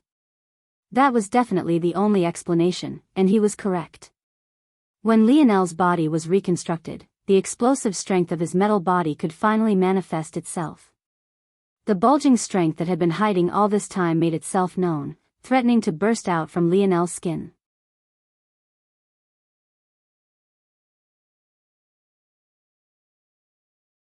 Chapter 868. Lionel's fist shot forward, blasting the head of the spirit into pieces. After he was done, he almost felt bad about it. He had just reacted as quickly as he could and didn't even think much. The poor guy didn't even get a chance to take a good look at his face. I should put on some clothes. Lionel, unfortunately, didn't have another pair of sweatpants, so he could only use Valiant Heart Mountain's white pair of hammer pants. It would have to do for now. Despite his success, Lionel didn't feel any sort of complacency. The road ahead still seemed endless, and it was impossible to tell how many more opponents he would need to face. Who knew, maybe after 100 more rounds, he would be right back to gasping for air. Thinking to this point, Lionel measured the change of his strength he calculated with his last leap, then adjusted himself immediately. It only made sense that he had missed the mark like this. Though Lionel had been taking measured steps in the past, that didn't mean he was going slow, at least not in the eyes of a normal human. After all, he had to cover a kilometer in less than 100 seconds, that would be like running that 100 meters 10 times at world-class third-dimensional speed. He had been trying to tap into that speed once again, but forgot to account for the change in his Bodis strength because he knew he was running out of time before the spirit appeared again. He didn't want to take on any added weight he didn't have to.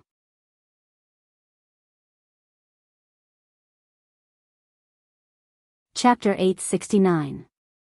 A junior general couldn't be looked down upon. In fact, beside being a potential heir, it was the highest ranking a youth of the Viola bloodline could have. When a world reached a certain level, especially for the Viola families that had reached the pinnacle of its potential, the only way to grow and expand was by conquering the lands of other worlds. Of course, the best way to do this wasn't by fighting it out with worlds at your level. Rather, the best way was by targeting worlds beneath you. Lower-level worlds had certain protections. That came either from tacit agreements, protection by higher-level worlds, and/or natural barriers. Earth, for example, is among a few lower-level worlds that had all three of these layers of protection. Due to its talent, it had gained the favor of numerous high-level worlds, all of which had invested in some way or another toward their continued progress. In addition, due to its exceptionally low dimensional level, the natural barriers of protection it had were leaps and bounds beyond most. One had to understand that crossing between folds of reality was always dangerous. However, crossing from a higher dimensional fold of reality to a lower fold as a higher dimensional being was both exceptionally difficult and exceptionally dangerous.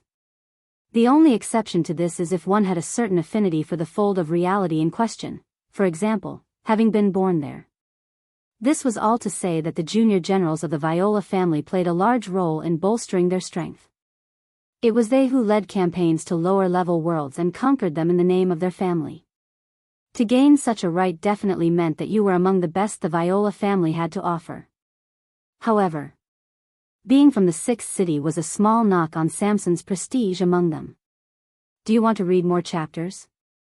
The estate of the Viola family was formed of 10 cities. These were named by number and went from 9th to 1st. The 10th city was known as the main city.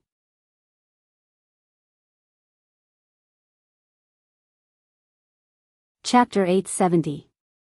Samson removed his foot from the armored youth's head and kicked him away toward a relay station not far from them. Get this bastard out of my sight. I have no interest in protecting dead weight. There weren't a small number of youths of the Viola bloodline that were unsatisfied with the vassal system. But there was nothing they could do.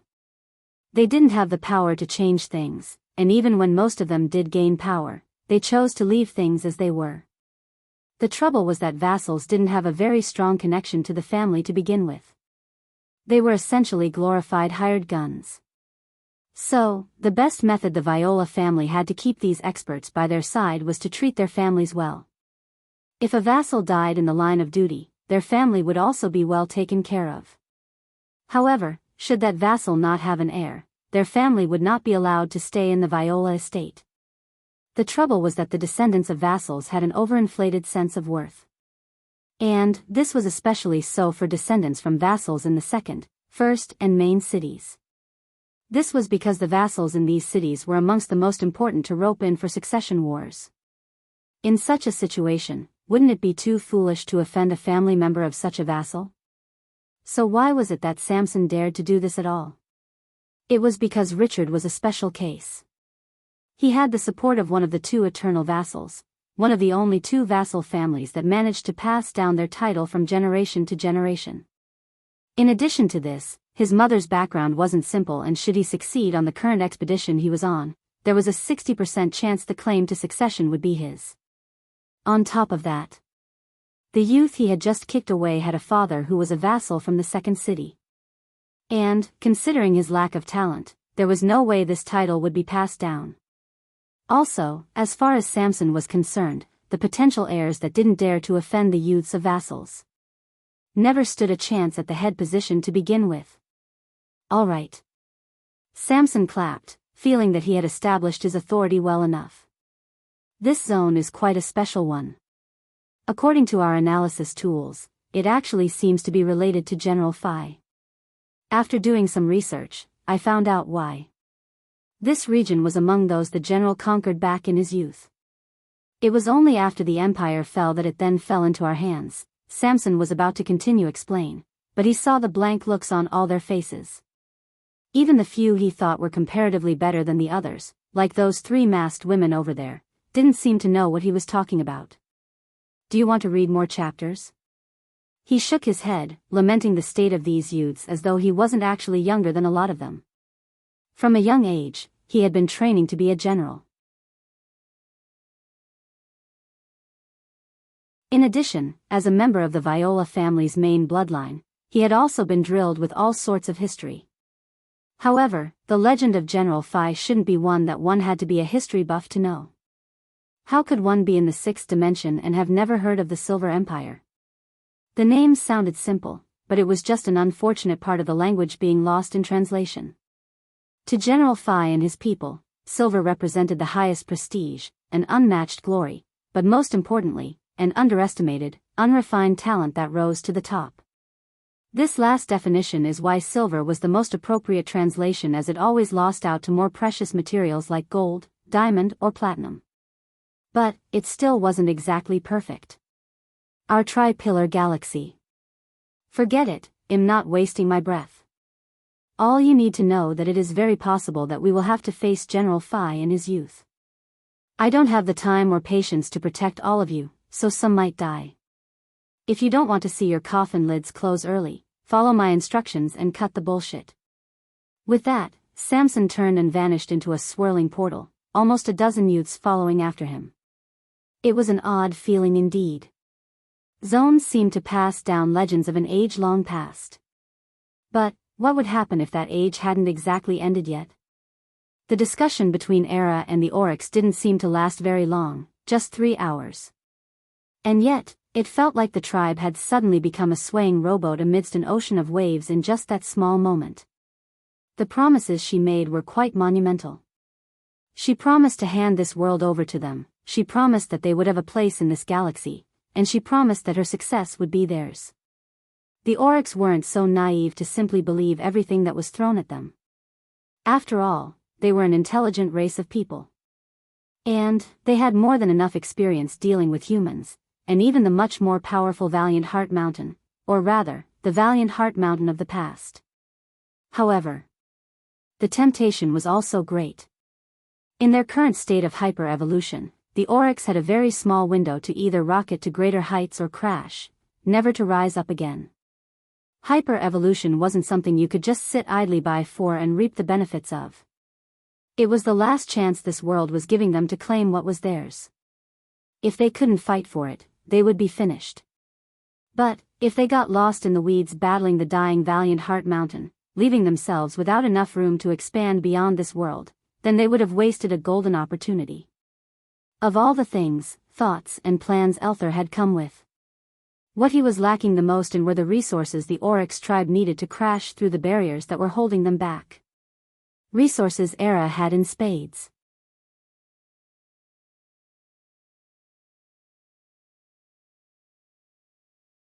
Chapter 871. Era did not overstay her welcome. She very cleverly didn't push too hard and turned to leave the moment she had said her piece. The only thing she left behind was a method of contacting her and nothing else. Long after she was gone, a silence weighed over the council room. Even Raymundus didn't say anything. Elther sat in a corner, his brow furrowed. He really was being pushed into a position he didn't know how to deal with. The good news was that while Elther knew nothing about Era, what he did know was of the strain between the Milky Way Guild and Lionel. After all, Lionel wouldn't leave him without such a valuable piece of information and most definitely had a way of contacting Elther. The issue was that Elther had tried to contact Lionel, but had failed to do so repeatedly. Lionel had said that this might be a possibility, but that didn't stop it from being a huge problem when it actually did happen. From then on, there was nothing but problems. Elther had no idea who Era was, so he still wasn't sure if he should be cautious of her or not. And, at the same time, he didn't have a rebuttal for the benefits she would potentially be providing. The most obvious thing to do would be to use the card of distrust. The problem was that there was no real reason to distrust Era with the exception of one. She was human. For obvious reasons, Elther would be a fool to use this card to try and sway the Oryx. Why? Because in just another few months to a couple years at most, Elther would definitely have to transfer over whatever strength he gained from the Oryx to Lionel. If at this moment he tried to stifle their growth by using distrust of humans as an excuse, then what would he do when that time came? When it was exposed that he had been working for a human all along, not only would any trust he had built up crumble, any shot they had at a smooth transition would go up in smoke. It was already contentious since Lionel had ties with Valiant Heart Mountain which had been oppressing them for so long. They really couldn't afford any more variable to ruin things like this. Elther entered a state of calm. Stress wasn't something he was unaccustomed to dealing with. He was the prince of an empire after all, and he wanted to be a great general. Since when did such people give up before even trying? At this moment, they all believe that I come from an Oryx empire, and that much is true. It isn't a lie. The trouble is that my brothers and the others are still trapped within that silver tablet. And, since my father died, Lionel has no way of resurrecting him in a short time. It's even possible that my father would never be able to come back. Elther closed his eyes and took a deep breath. The pressure of this potential deal will push this Oryx tribe in two directions. The first is that they will grasp at this opportunity for the sake of taking advantage of their hyper-evolution. I wouldn't be mad at them for taking this chance. We didn't manage to take advantage of our own very well. In Elther's world, he had heard of the hyper-evolution state of his people. In fact, his seemingly human-like appearance, with the exception of his horns, along with his battle form were all elements of this. However, Elther's people didn't manage to maximize their hyper-evolution. If they had, they wouldn't have been forced to share their world with Alexander. Though Elther kept referring to things like this, the reality was that the world he had experienced was just one of the many potential branching futures of Planet Valiant. So, he was well aware of just how important the hyper-evolution state was. Though he had benefited from it, he would be even more powerful if his ancestors had made better use of it. So, he really couldn't blame this tribe for being tempted. The second option or path is that their dislike of humans will cause the pressure I face to increase. More and more will want to learn more about my origins. They'll want to know where my people are, what they'd have to do to go. Their urgency will be on another level. Elther exhaled a long breath. The only way to fix this is resources. They need resources. The Oryx tribe didn't need things like weapons or treasures. What they needed was nutrition and energy. They needed to stimulate and be able to train their bodies to maximize their potential. They needed training and sparring to push themselves to their limits. Only like this would they be able to maximize their hyper-evolution state. The latter could be provided by Era. Obviously, she would want to send them into countless battles, or else she would have never come here. However, if they also relied on Era for the former, i.e. the food and energy sources, then they wouldn't be just warriors, they would be slaves. Being warriors was easy enough to extricate themselves out of. But if they became dependents, that was how they'd be controlled. The truth was that the situation wasn't as bad as it seemed. Just like Lionel didn't know what Era was up to, neither was Era aware that Lionel was slowly pulling the Oryx to his side.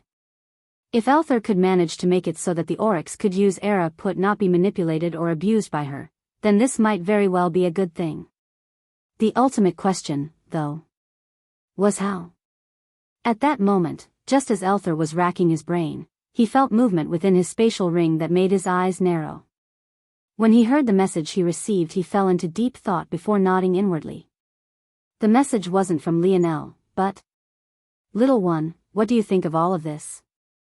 Raymundus' words interrupted Elther's thoughts. Right then, numerous gazes shifted over to the overly handsome Oryx prince.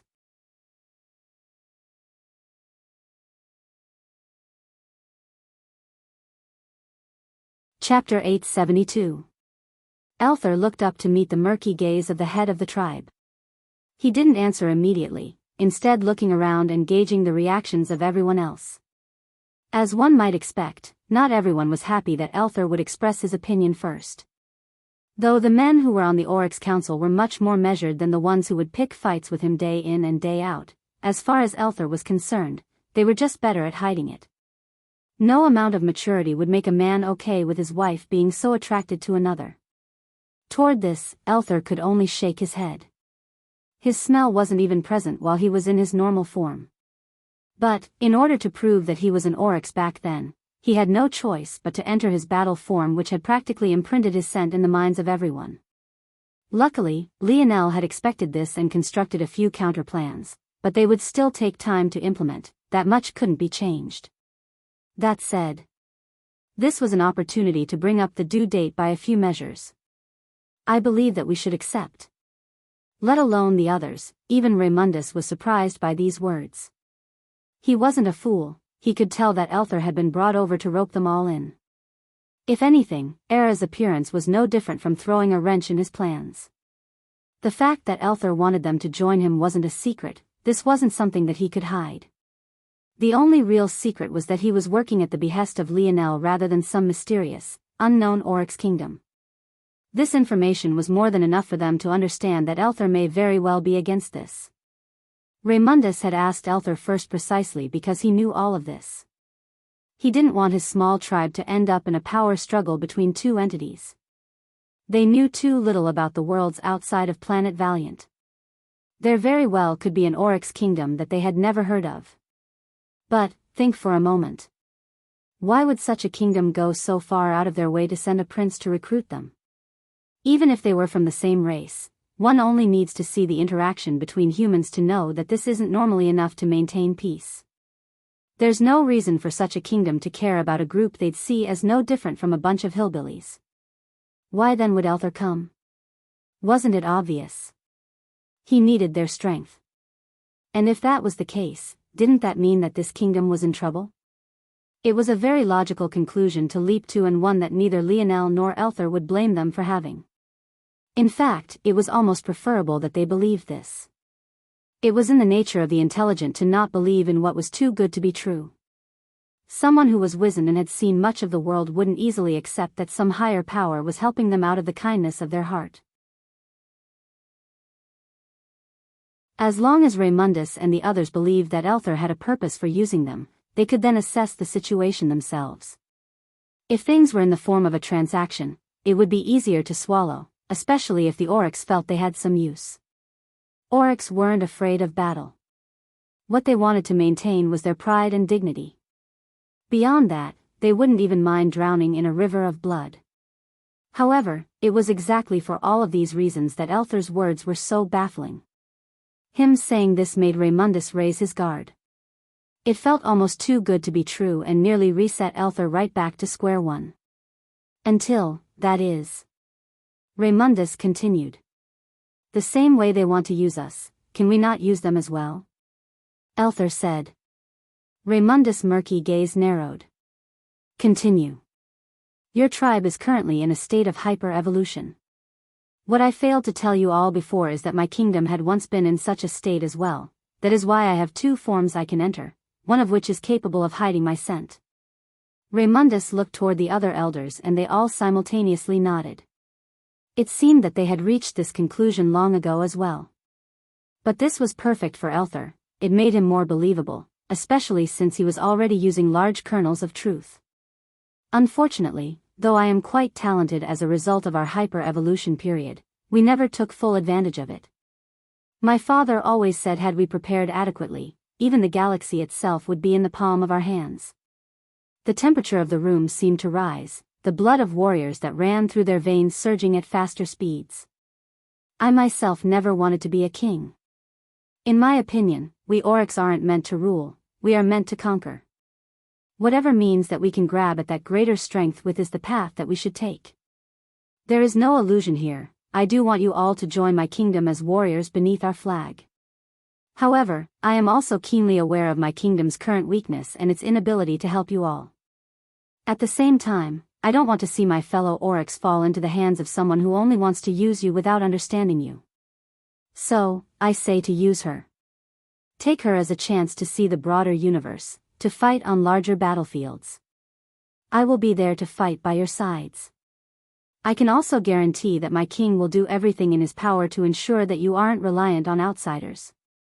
We can use this opportunity to make this galaxy. No, this universe, fear the name of the Oryx. Elther's voice boomed. Even if he never wanted to be a king, what general couldn't rally his soldiers? This burning passion he was seeing reflecting back in their eyes, this was exactly what he wanted. The Oryx would rise again. Elther rolled his spatial ring between his fingers, an undisguised determination lighting his eyes.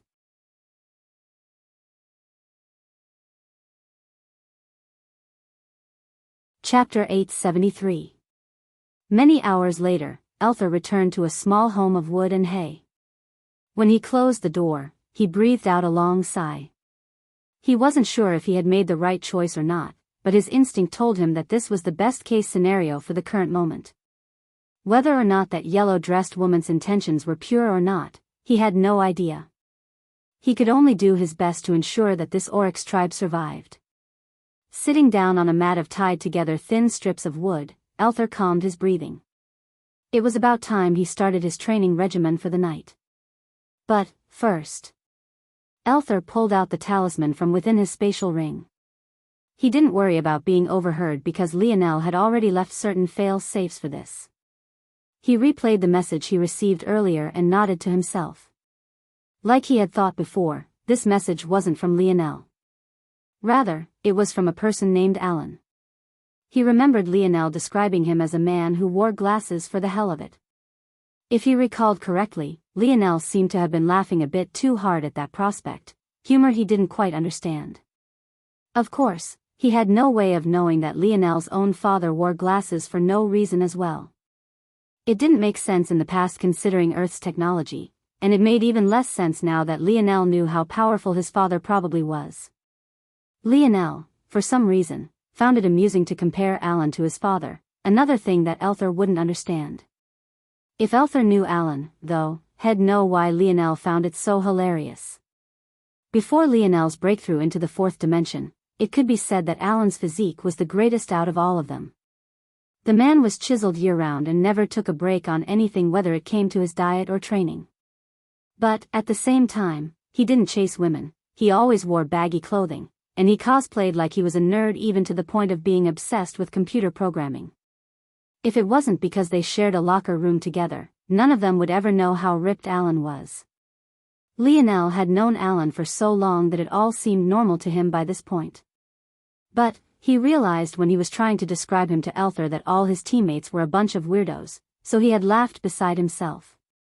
This aside, Alan had contacted Elther to let him know that he had managed to establish contact with Kayla and the other former members of the Polished Glass faction.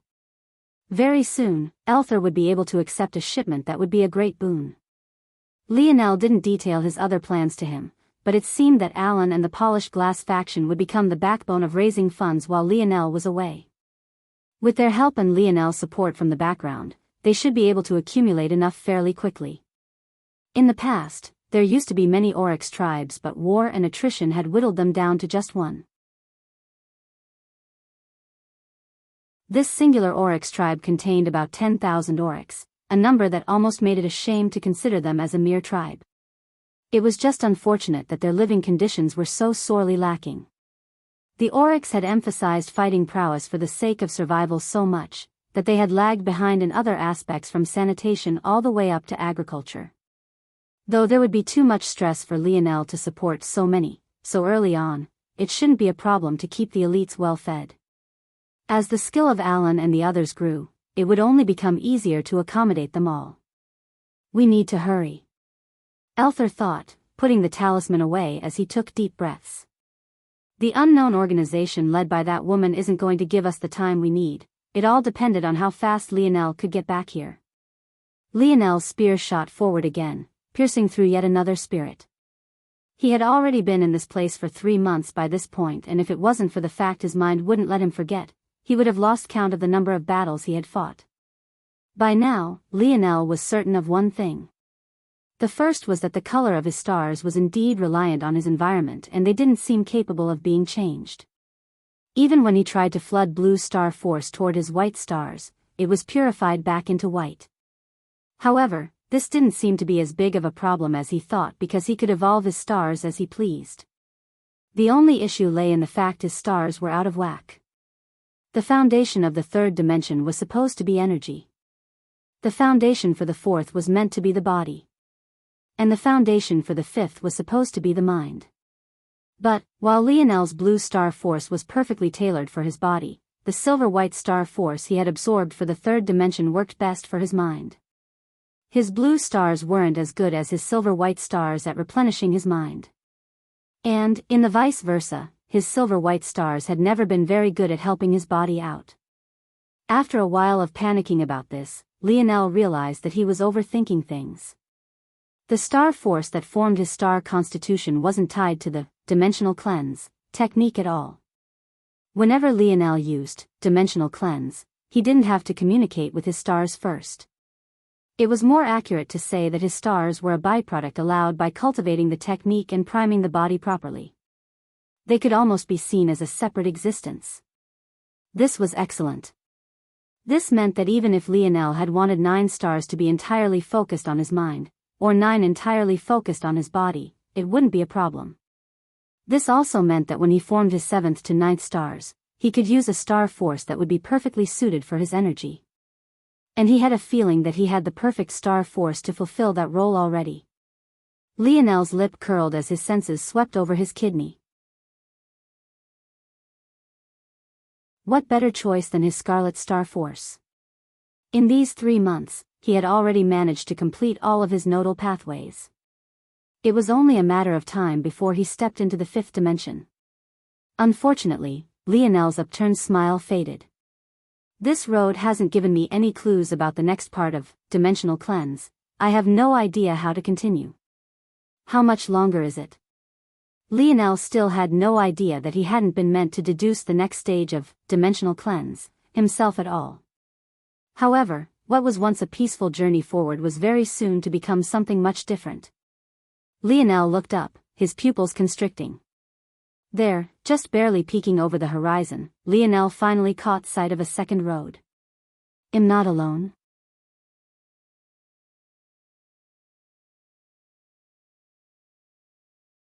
Chapter 874. Up ahead, what must have been at least a dozen kilometers, Lionel caught sight of the faint luminescence of another road.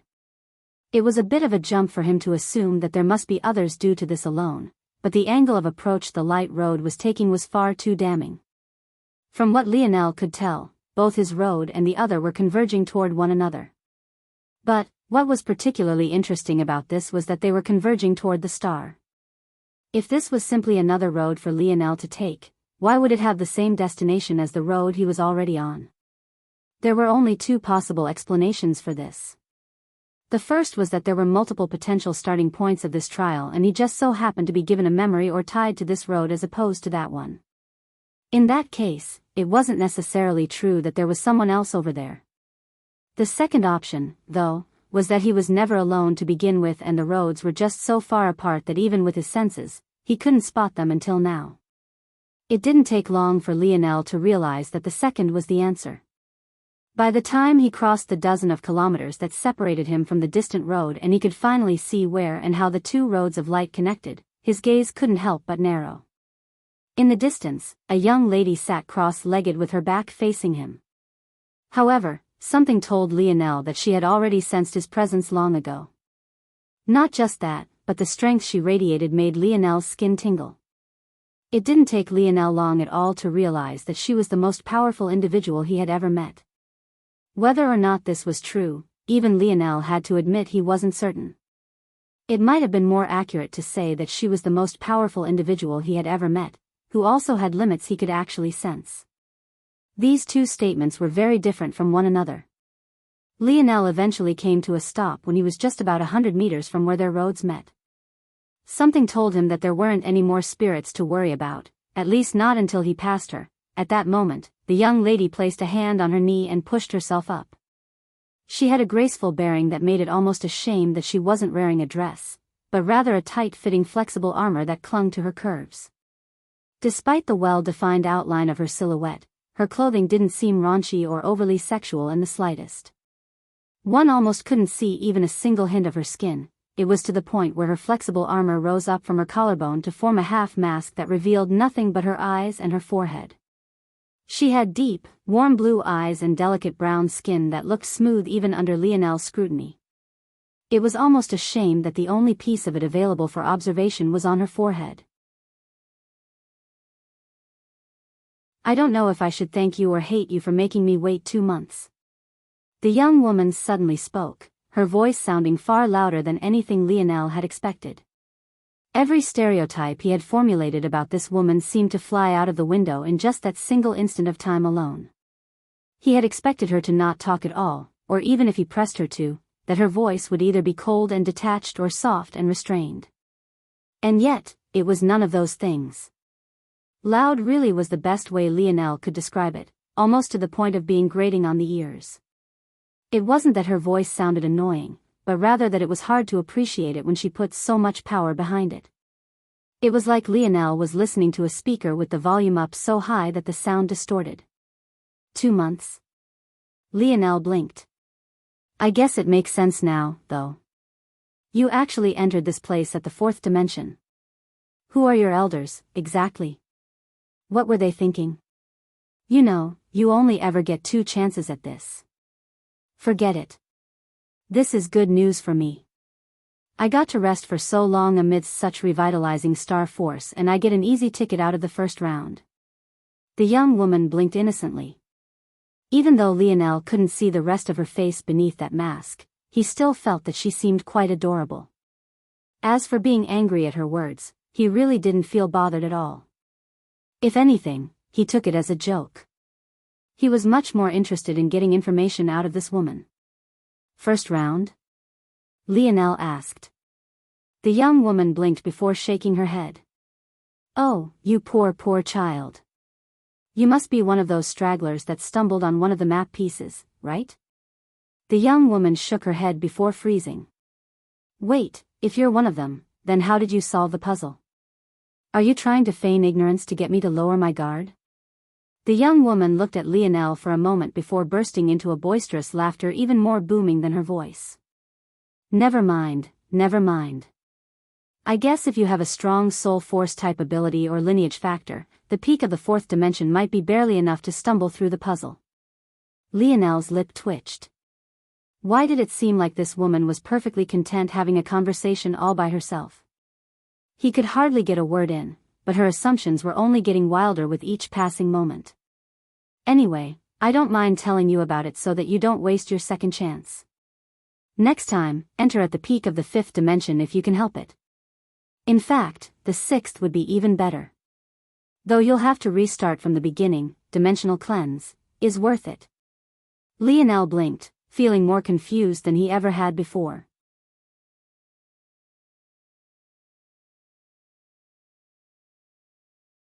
Chapter 875. Firstly, you could restart from the beginning?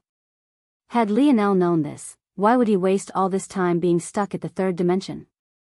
He would have switched to another technique as a placeholder to bolster his strength. By then, would all of the things that had happened in the past months even have a chance at getting off the ground? Of course, Lionel knew that he was being naive. When it came to things between he and Aina, they had ignored a lot of the problems that had been creeping up for too long. If it wasn't this, then it would have been something else down the road that separated them. And, that separation, having festered for even longer, might have been even worse than this one. Lionel shook his head, ignoring these useless thoughts. You can restart? Lionel cut the young woman who was about to go on a rant off. He had to know this. Oh, right, you probably don't know this either. Dimensional cleanse is a very special technique. It's very compatible with pretty much everything. You don't necessarily have to restart, but you do recultivate from the beginning. You can then layer dimensional cleanse and your other technique for a stronger effect. Most, though, only practice the first 3 layers of dimensional cleanse, because even a 1-star constitution is a massive boost to someone's combat prowess. If you're lucky enough to get 2 or 3 out of 9, you'll be set for a lifetime. Lionel raised his brows. So that was how it was. Should he be layering another technique with dimensional cleanse, then? Or did it matter at all? Anyway, like I was saying before, this is the first round. The third dimensional layer of dimensional cleanse is pretty much widely spread, but it's really too difficult to form stars from that layer. Most say that it's easiest to form stars at the fifth dimensional layer of the technique, but still quite difficult. I say you might as well give yourself as many chances as you can. Oh, right. The first round. Like I was saying, the trial before is just the first leg, the real test starts now. When I win this round, they'll give me the fourth dimensional layer of the technique. I'll have to win the next round to earn the fifth dimensional layer and so on. I see. And are all the rounds like this?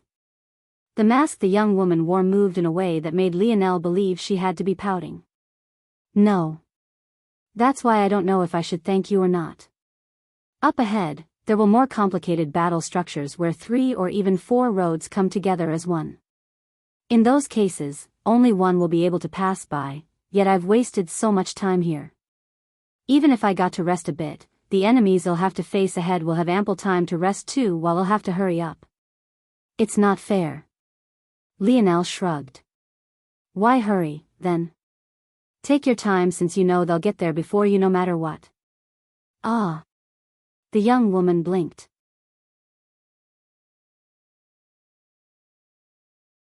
That's not a bad idea, seems you're not a bad guy after all. What's your name? Kira Salvatine. Lionel smiled lightly. Lionel Morales. The young woman fell into silence before her brows furrowed in an unhappy frown.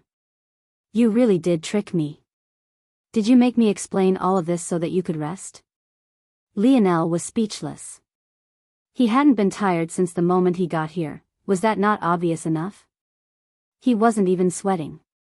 In this environment, he was practically invincible in terms of stamina. There was so much blue star force around that every breath of his was filled with life and vitality. The young woman's mask moved again. This time, Lionel was certain that her pout had become even more pronounced. I didn't know that the Morales family had such a shameless junior now. The young woman shot forward, stepping onto Lionel's road without a care. Her palms flipped over to reveal twin sabers with blades that radiated a rose-gold light. Each was as thin as a cicada's wings and seemed to flutter gently along with the young woman's hair. Lionel shook his head. He could only describe this woman as an adorable airhead. They had only been talking for a minute or two. Was that even enough for anyone to recover in a large capacity? How was he tricking her, then? Still, Lionel took these trials a measure more seriously now, even more than he did before when he realized his life was on the line. Kira recognized the Morales family's name instantly. On top of that, there was none of the reverence that he had seen from Valiant Heart Mountain. The conclusion, then, was clear. Those participating in this trial most definitely had backgrounds close, equal, or potentially even surpassing a seventh-dimensional family.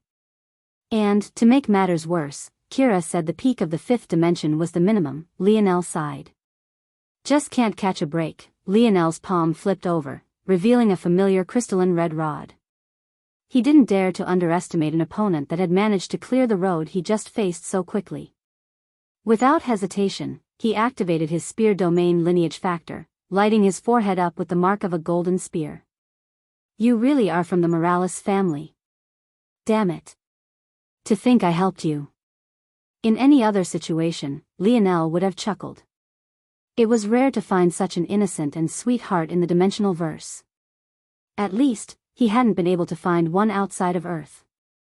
Everyone seemed enraptured by their own benefits and improvement.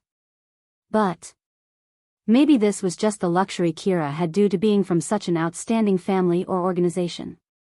Still, Lionel's emotions were one thing.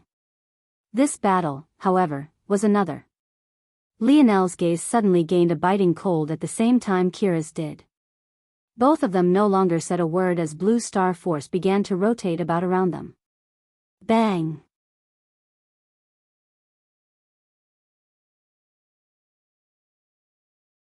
Chapter 876.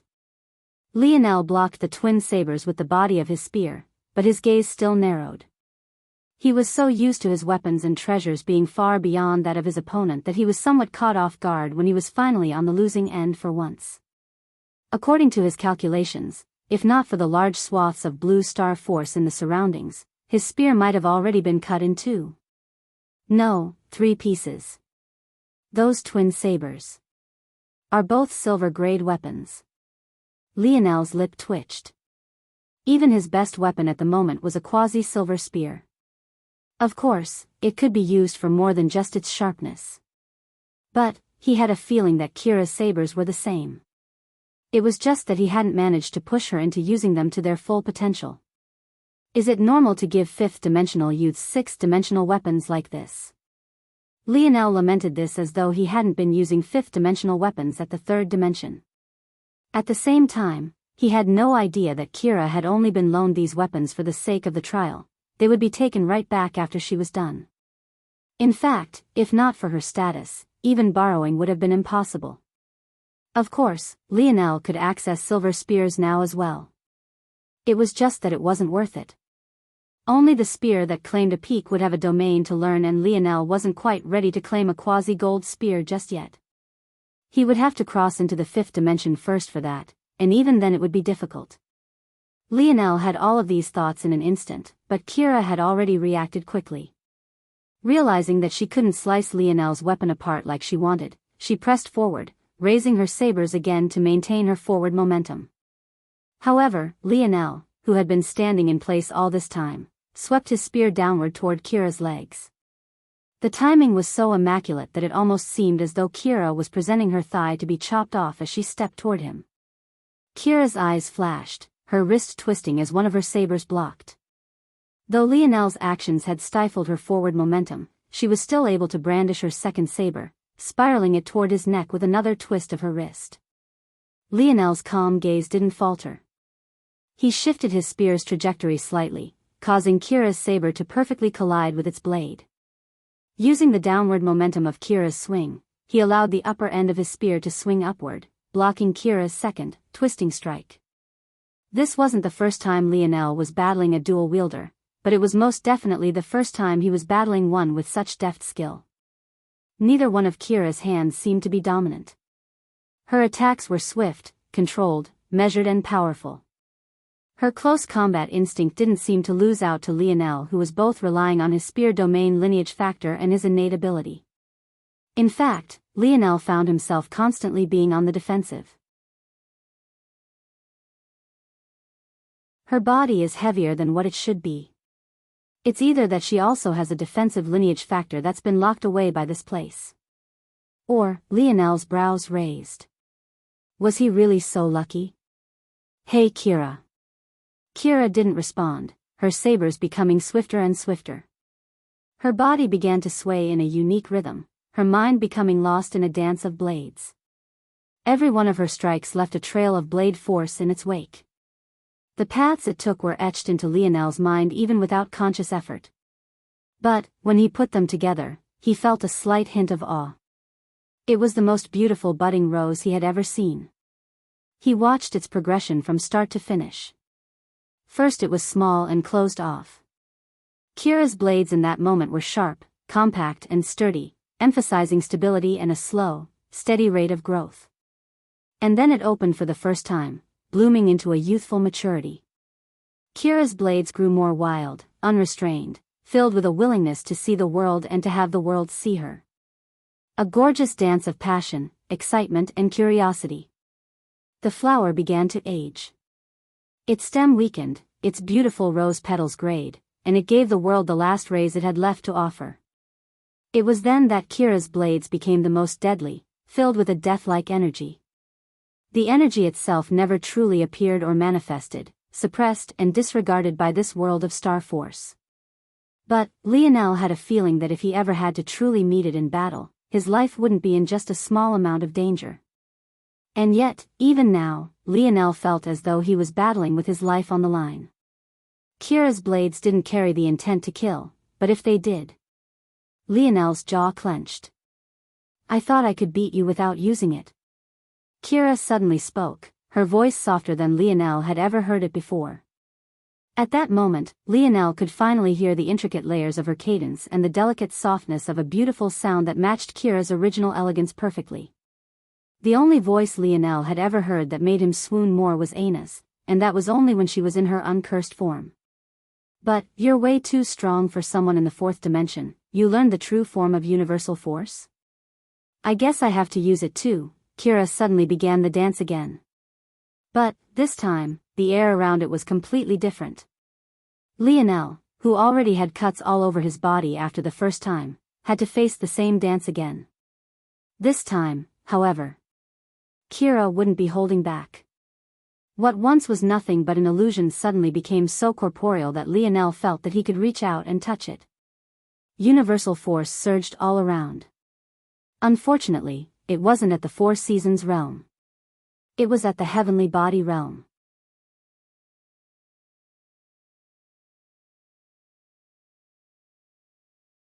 Chapter 877. Lionel's eyes narrowed, his body explosively shooting backward without hesitation. There simply wasn't enough space to maneuver. The road might have seemed quite wide, being at least 10 meters in width, but with his speed, this number might as well have been a single meter.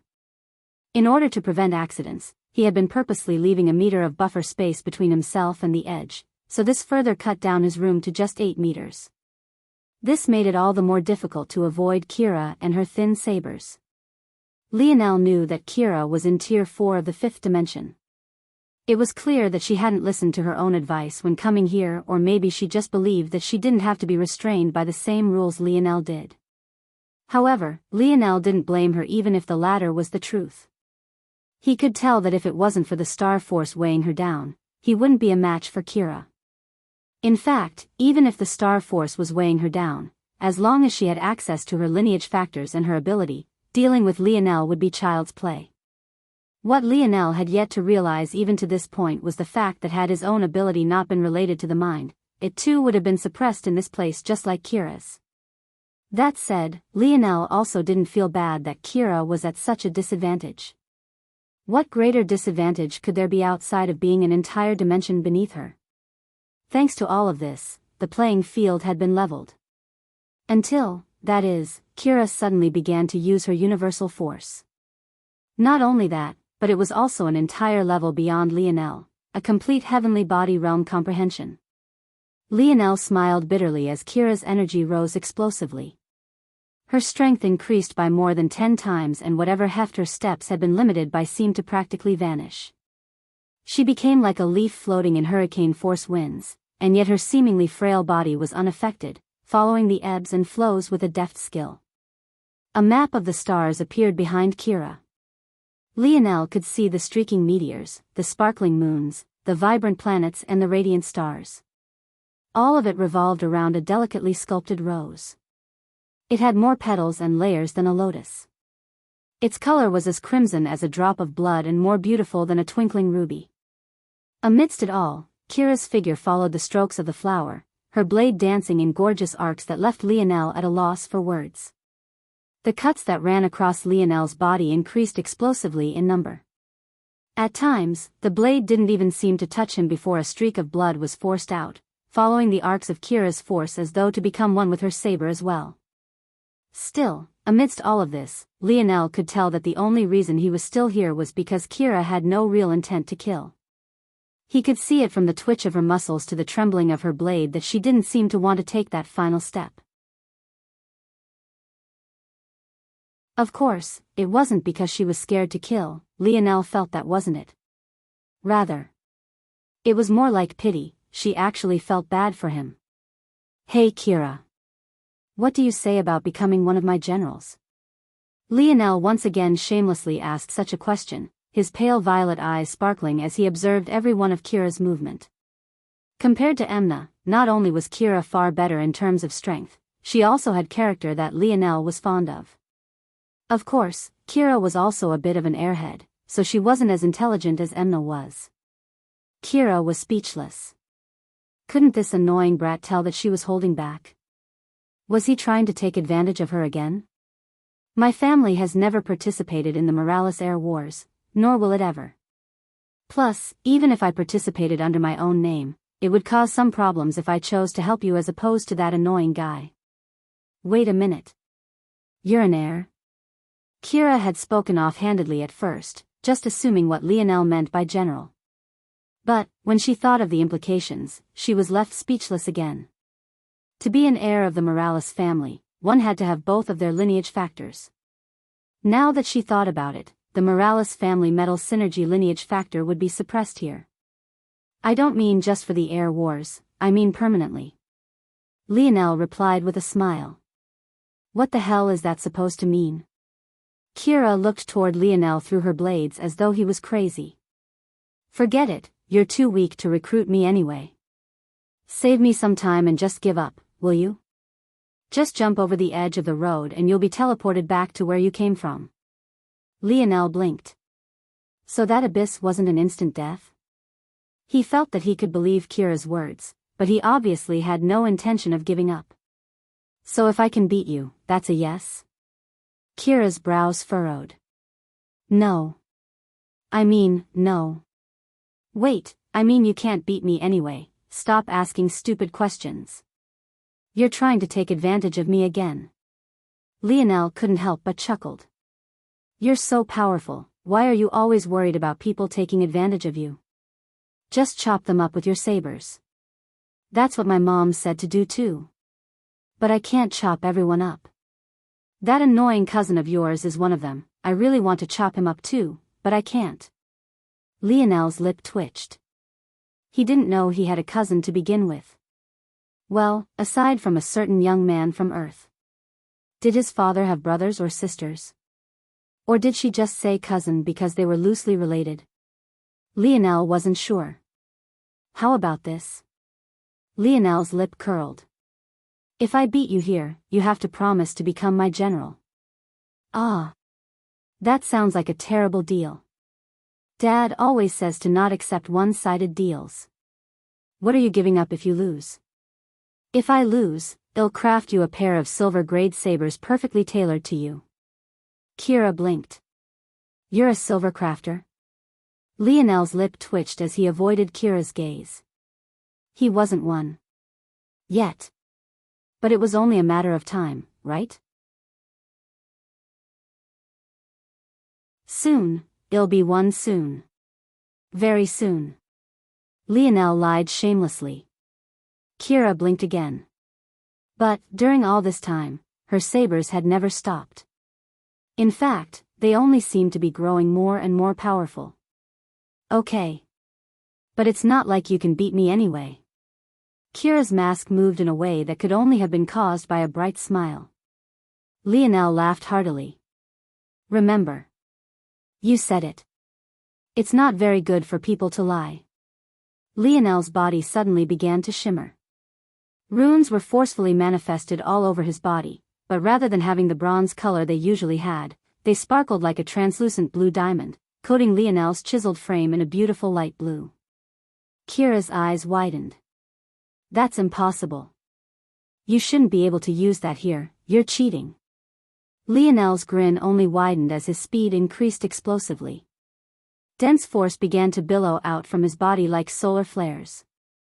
And yet, despite how much he was giving up, he seemed to swallow even more, an endless supply funneling into him from the surroundings. All of Lionel's pores seemed to open up at once, steam billowing from his body faster and faster with every breath. In just a split moment, his strength stepped over an unimaginable threshold. Star fusion. Lionel's irises became so bright that they shimmered like two floating balls of amethyst. He shot forward, breaking through Kira's initial defenses with a shocking ease. The latter was so taken aback that she forgot to hold back, but just when she was panicking at having unleashed her full strength, she found that even that wasn't enough. What? Kira was at a loss. Crossing dimensional barriers to do battle was something you only heard about in lower dimensions. Such a thing happening in the highest 7th or 8th dimensions was absolutely unheard of, especially not when the person in question was a genius like her. Unfortunately, Kira was at too much of a disadvantage. Lionel had formed 3 stars with the special blue star force in the surroundings, something even the creator could never have predicted. As a result, he was completely immune to the increases to his weight, a privilege Kira obviously didn't have. To make matters worse, Kira's lineage factor and ability were sealed. She couldn't use any of the elemental forces she was practiced with. And, as though all of that wasn't bad enough, she was facing an opponent who had an endless supply of energy thanks to the gorgeous blue star that was up ahead. Before she realized what was happening, she felt the ruby blade of a spear resting on her shoulder, just barely pressing against the skin of her neck. Lionel stood before her, his hair a stream of radiant blue energy even down to his brows. Diamond blue runes pulsed about his skin, even forming a crown upon his head. His whole figure radiated a striking hue that made one believe that he, himself, was a star. He looked as though he was a spirit deity, grinning down at her mischievously. If there was one place Lionel felt he was almost invincible, it was here. Announcement below.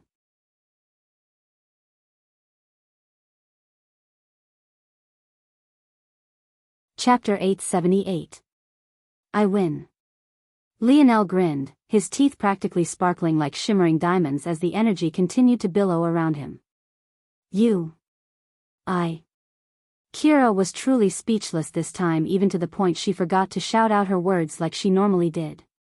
She almost sounded like a little girl who had been wronged at this point, the pout beneath her mask becoming more and more pronounced. Remember, you have to keep your word. Lionel's grin didn't fade. Humph, you cheated. How did you use your metal synergy runes? They should be blocked in this place. Lionel smiled knowingly but didn't explain. If he did, he would also have to explain how he had formed 3 stars in this place by deducing the 4th dimensional layer of dimensional cleanse. Even if he was unaware before, it was impossible for him to still be ignorant now. Obviously, he hadn't been meant to deduce anything. In fact, Lionel felt that he understood what was supposed to have happened here now that he had interacted with Kira. That blue star in the distance radiated a special energy that was quite good at revitalizing the body. It was chosen not for the sake of allowing comprehension of the 4th dimensional layer, but rather so that those taking this trial wouldn't have to worry about sleep or food. At the same time, though, due to the special properties of the star, it had the side effect of adding to your weight. This did well to allow the star to double as a positive and negative for this trial. On the one hand, you wouldn't need to worry about fatigue or hunger, but on the other, it made the challenge tougher. Lionel, though, foolishly thought that he was meant to deduce the next layer from the context clues left behind. However, it seemed that he had really overthought things this time. This, unfortunately, left some lingering worries. If the test wasn't designed for him to deduce things, then that meant it was very possible that he could have missed something important. Now, he was even more eager to get his hands on the real version so that he could compare and contrast. Luckily he hadn't been able to deduce the next layer, or else things might have been difficult to reverse should he really have made a mistake. Even with all of this said, there was still something else that Lionel was completely unaware of. That blue star in the distance was no simple blue star. In fact, to call it as such was doing a disservice to its true ability. Among the top 10 star forces in existence, the force that this star produced was among the only 2 that were made of pure star force without the addition of other elements. This blue star force was known as vital star force. It was among the rarest star forces in all of existence, and the stars that produced it were even rarer. In fact, it might not be an exaggeration to say that this vital star was the only one of its kind left. The Dyson sphere that spun around the vital star wasn't there to just harness its energy, it was also in place to keep the star living far beyond its normal lifespan. What did this mean? Well, Lionel was probably the only one to be foolish enough to deduce a cultivation method amidst a battle trial. He was also probably the only one foolish enough to not only deduce it, but actually act upon what he deduced. He was further the only one foolish and lucky enough to have the affinity necessary to form not just 1 star but 3 simultaneously. This was all to say that maybe in the entire dimensional verse, Lionel was the only one currently living to have formed 3 stars of vital star force. You're not going to go back on your word, right? Lionel blinked innocently. You. Shameless. Mother said to avoid shameless men like you. Lionel laughed. He had no idea how Kira's family felt confident in sending such a naive young lady here to fend for herself. Then again, considering her strength, maybe they didn't feel like they had anything to worry about. Whatever, I can't help you with the air wars even if I wanted to. It would cause too many problems and my mom and dad would have to get yelled at again. I don't want them to get yelled at. Lionel sighed. Even though Kira was clearly going back on her word, he had never seriously expected her to accept so easily in the first place. With the plans he had in mind, it would most definitely be powerful families like Kira's own that stood in his way the most, so he couldn't very well ask someone who hardly knew him to betray their family, right? Ironically, though, this all seemed to be tied to that cousin of his. Even without really knowing what was happening, Lionel could only think of 2 explanations. The first was that this cousin had blood ties to Kira's family. These ties were most likely related to one of their parents or grandparents at the very worst. Since the air wars relied on gathering outside help, family's ties were among the most important. So, Lionel wouldn't be surprised if his competition had strong backing from either their mother or father's side. The second possibility was a marriage alliance. In that case, Kira would be betrothed to one of his cousins. That would make it even more difficult for her to side with Lionel regardless of the situation. Truth be told, Lionel didn't really want Kira for the heir wars. He was thinking far beyond this. As far as he was concerned, the heir wars were just a convenient and seamless way to take over the Morales family, nothing more, nothing less. Alright. Fine. I should have known I couldn't trust you, Lionel said teasingly. Go ahead and jump over the side, then. Kira stamped her foot. You cheated. It definitely doesn't count.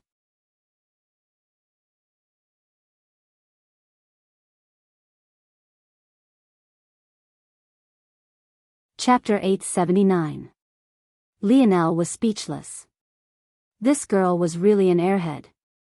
If it was so easy to cheat in this place, why didn't everyone do it?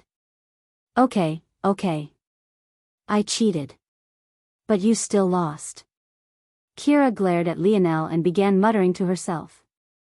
Clearly, she was feeling conflicted. After all, their competition hadn't said that no such cheating was allowed. So, Lionel hadn't done anything wrong. Lionel laughed to himself as he could practically see the gears turning in her little head through her radiant blue eyes.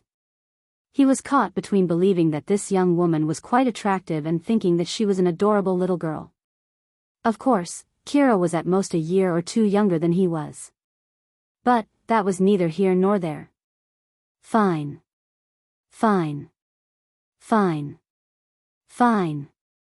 Kira stomped her foot. Before Lionel could react, he found a delicately sculpted veil being pushed into his chest and thanks to Kira's palm. He felt a slight cold sweat mat his brow because that airhead was actually still holding her saber at the same time. If she was just a little careless, she might have cut him in half. This. Lionel blinked in confusion, tilting his head. The vial was filled with a dense red liquid. But, what shocked Lionel was that when he caught it, his hand almost crashed to the ground. By the time he picked himself up, Kira was already at the edge of the light road, glaring back at him.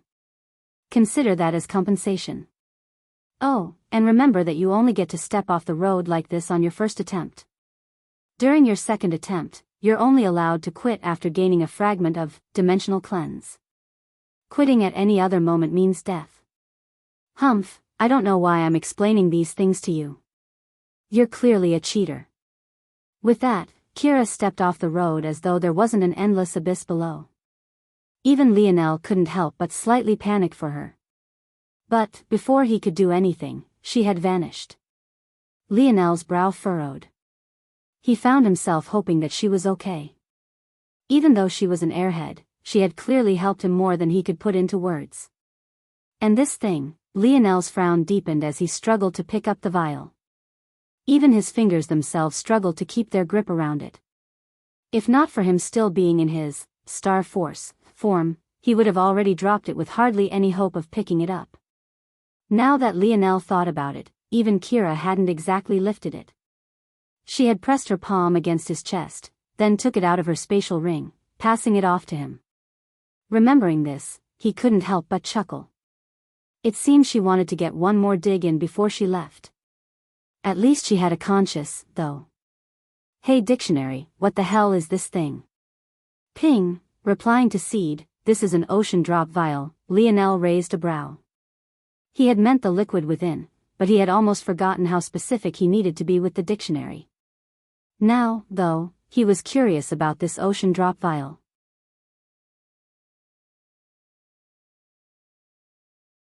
What does an ocean drop vial do? Ping, it can turn an ocean's worth of liquid into a single drop. It is especially good at preserving the vitality of blood. It can decrease the weight of the liquid within it by a factor of up to 10,000. Lionel's pupils constricted. 10,000? And it was still so heavy? Wait, if it could hold an ocean's worth of liquid. Even a factor of 10,000 wasn't nearly enough. And what is within it? Lionel asked slowly.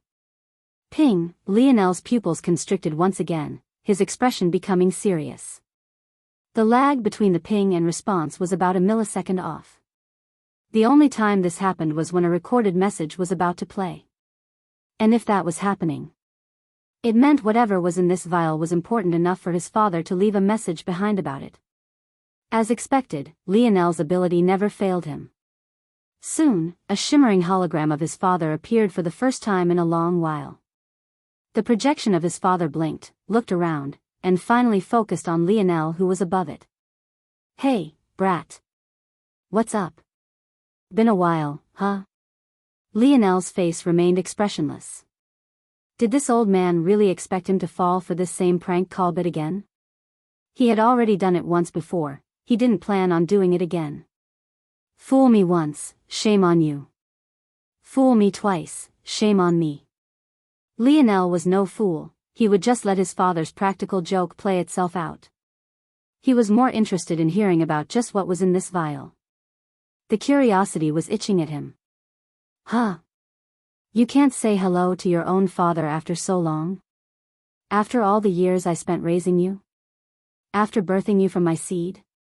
Lionel's lip twitched. The old man was really laying it on thick this time, huh? He really wasn't in the mood. In fact, he was running out of time. With Kira gone, who knows if the spirits would start to appear again. Ah, I get it. You think I'm pranking you again. I had my fun already, it's really me this time. Lionel remained silent, staring back at the hologram without a word. This game of chicken, he had no intention of losing.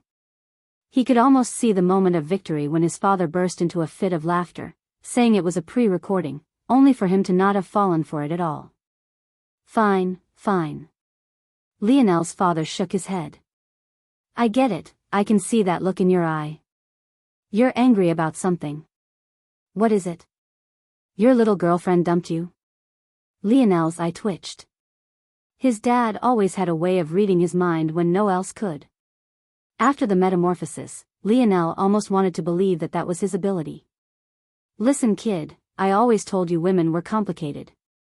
You spent 4 years chasing after that little girl. She probably thinks you'll always be there for her whenever it is she wants to come back, so of course she'll leave you.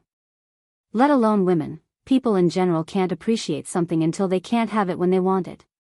Come on, talk to your old man. Us Morales men are better than this. Lionel froze, his father's words echoing in his mind. His eyes glazed over as though he was trying to think of how to respond when a boisterous laughter suddenly shook him awake. Fuck. Damn it. I can't breathe. Just imagining the look on your face. My son's a dumbass. You actually fell for it again. Lionel was speechless. He really had. He suddenly felt the need to find where his father was right now and strangle him to death.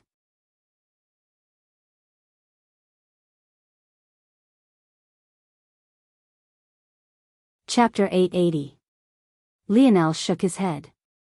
Maybe someone else would have been truly enraged by now.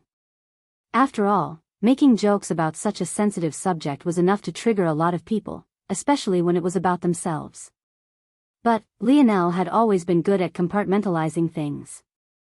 At least he hadn't said too much before his father went off. This old man was really getting more and more annoying with age. The good news was that this was less likely to be a serious matter. After all, the last time a recording of his father was triggered, it was about the death of his paternal grandfather.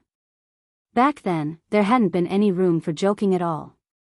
In fact, Lionel distinctly remembered his father being on the brink of rage, an emotion Lionel had never seen on him before.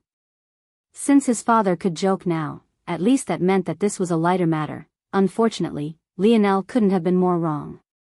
Lionel speechlessly looked from the dictionary to the vial and back again after his father's hologram faded.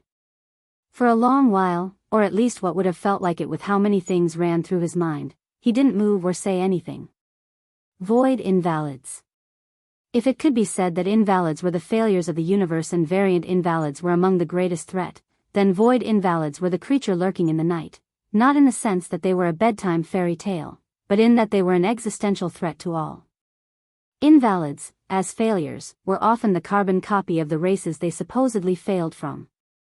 Lionel had never thought about it before because all the invalids he had ever come across were humans, but what if the invalid in question was from another race? There had to be invalid beasts, maybe invalid oryx, or invalids of any myriad of other races. Right? Void invalids were invalids of a particular race, a race that would have ruled over the dimensional verse had they still existed. His father called these creatures void beasts. Void beasts had never had a world to call home. They were birthed from celestial bodies and roamed space with the same freedom that birds roamed the skies. They swallowed worlds as snacks and burped out stars for relief. These were the kind of creatures that were simply far too beyond Lionel's understanding to grasp. The current Lionel couldn't even sustain himself in the depths of space without special equipment. In fact, only sixth-dimension existence with special abilities and upward could do such a thing. However, from infancy, such void beasts took what he would find difficult as a time of leisure. And yet, they were not only extinct, they had been devoured by the invalids of their race, creating an all-new category of invalids all to their own. Void invalids. The truth was that this blood wasn't from a void invalid. As far as Lionel knew, invalids didn't really have blood. Or rather, they did, only up until their death wherein their bodies became motes of light and force. The blood that Kira had given him was from the corpse of a void beast.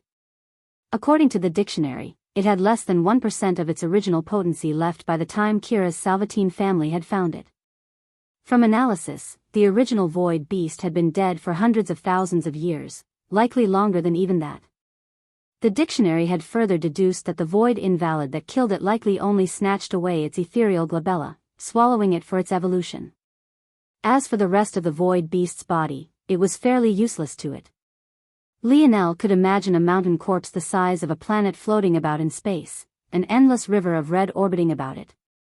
It was said that the empty space in the universe was so vast that even if you pointed in a random direction and headed in it without deviating to the left or right, there was an almost 100% chance you would reach the end of it all without touching a single thing. For a beast as massive as the void beast, this was likely still true. Who knew how long its death had been an unknown blight on the world? Lionel was suddenly reminded of another thought experiment. If a tree fell in a forest with no one to witness it, does it make a sound? If you die alone in the vastness of space without a friend or family to remember you, did you really die? It was quite chilling. The void beasts were so powerful, and yet there were so few. They had no parents, no friends. They could hold the fate of the dimensional verse in the palms of their hands, but what did that count for? Lionel clenched the vial tightly. Just months ago, he was worrying over exactly how to continue to press Little Blackstar's evolution forward, only for such a boon to end up in his hand. Even though the potency was less than 1% what it was originally, void beasts were still the rulers of all shadow sovereigns. Even though Little Blackstar's ability placed him at the very pinnacle, he was greatly limited by how ordinary his origins were. The small body of Earth's minks weren't entirely conducive to producing powerful beings. This was why Lionel needed to help Little Blackstar's evolution along with the blood of stronger beasts. The stronger Little Blackstar's body became, the easier he would be able to accommodate the strength of his ability, and the faster he would grow. After absorbing the mimicry bat's blood, Little Blackstar's talent shone through and he was immediately able to awaken the strongest form of mimicry, ability steal. Right now, this was already one of Lionel's strongest trump cards toward building the ideal world he had in mind. This alone was enough to prove just how strong Little Blackstar's talent was. Lionel was curious to see just how much Little Blackstar would progress after fusing with the blood of a void beast. Lionel's subsequent pace was just as slow. He took his own advice quite well. Since he would be behind no matter what, why would he ruin his own stamina just to not catch up anyway? Even though Lionel didn't have to worry about stamina at all in this place, he still chose this route. This was because the time he gained to not only strengthen himself but to reflect and think was invaluable. With every day that passed, Lionel grew by leaps and bounds. Star fusion, was a technique Lionel formed using Camelot's magic system. He was able to further improve upon it by using his bronze runes as a medium. Star fusion could be considered a knight's technique rather than a mage technique. It essentially used his body as a core of a star, combusting energy to boost everything from his strength to his speed to even his reaction time. Lionel calculated that in the real world, he would probably last a few minutes in that state, and it would give him the strength of an entire dimension above himself, something that proved just how fearsome vital star force was.